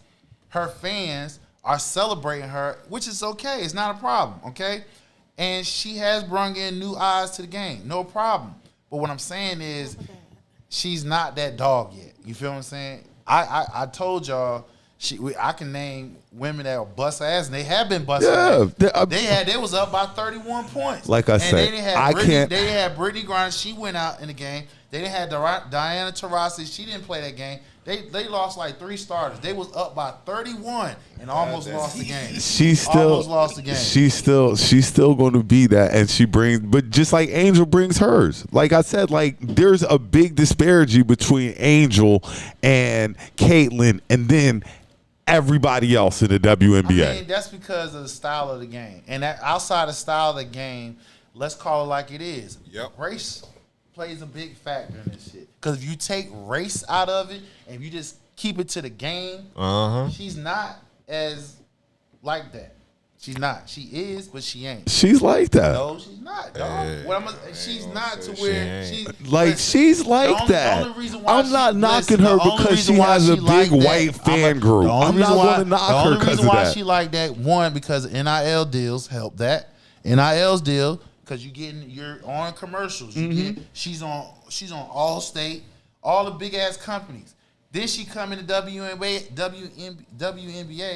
and she got bigger contracts than Asia Wilson. Asia Wilson, Inescu's, all the rest of them, they were balling out. They didn't get none of those But like I say, like I told you, that one morning, it was 10 o'clock in the morning, she had 17,000 people in Indiana for a basketball game. That's a lot. 17,000 people at 10 o'clock in the morning. I got you. But so again, I can't sit here and be like, she doesn't, this woman brings eyes to this sport. Of course. It's not, and the eyes wasn't bought not to, saying the that eyes wasn't bought to the sport because of her game.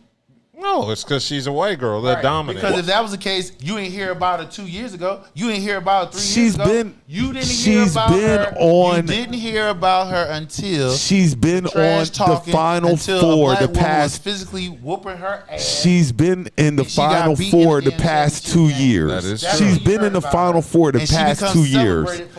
She's been in the Final Four the past 2 years. Everybody can't win. Everybody can't win. For somebody to be the all-time leading scorer, she got busted both times. Everybody can't win. And you're talking about this year, last year she was going up against an undefeated South Carolina squad. Right. You can't win all the time. She went up against LSU was undefeated too. You can't win all the time. You can't win all the time because she lost. Because she lost doesn't take nothing.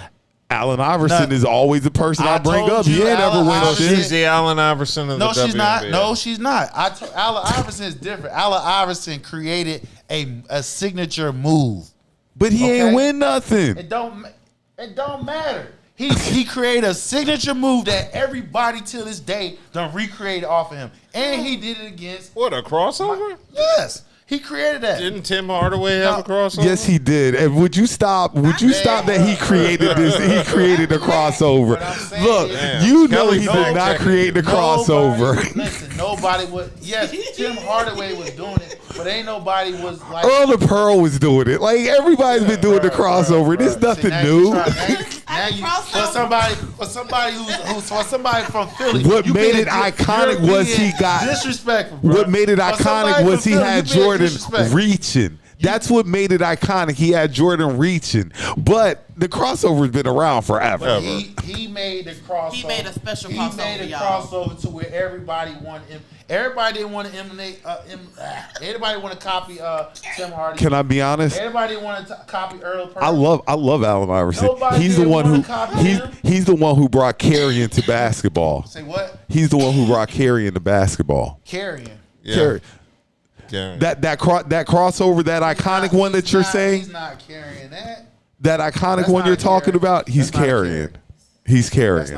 And they all carry nowadays. That's gonna be another subject. They all carry nowadays. For another day. Yeah, but on that note, Iverson is celebrated because one, I love AI. The swag that he brought to the game. You know what I'm saying? Outside the swag, he created a move that every ball player want to do. Just like every ball player want to shoot threes, logo threes, like Steph Curry. And I sat here and said this when we talked about the James Harden, when I say he was winning. Anytime you got a signature move to where everybody wants to copy it, you're winning. AI single-handedly made the NBA go back to suits. Yeah. You right. He did. You right. And he was the reason why everybody wearing big diamonds. Oh, yeah. Definitely the culture of the NBA. And the cornrows. So now let's go back. He brought culture. She's bringing culture, a different type of culture.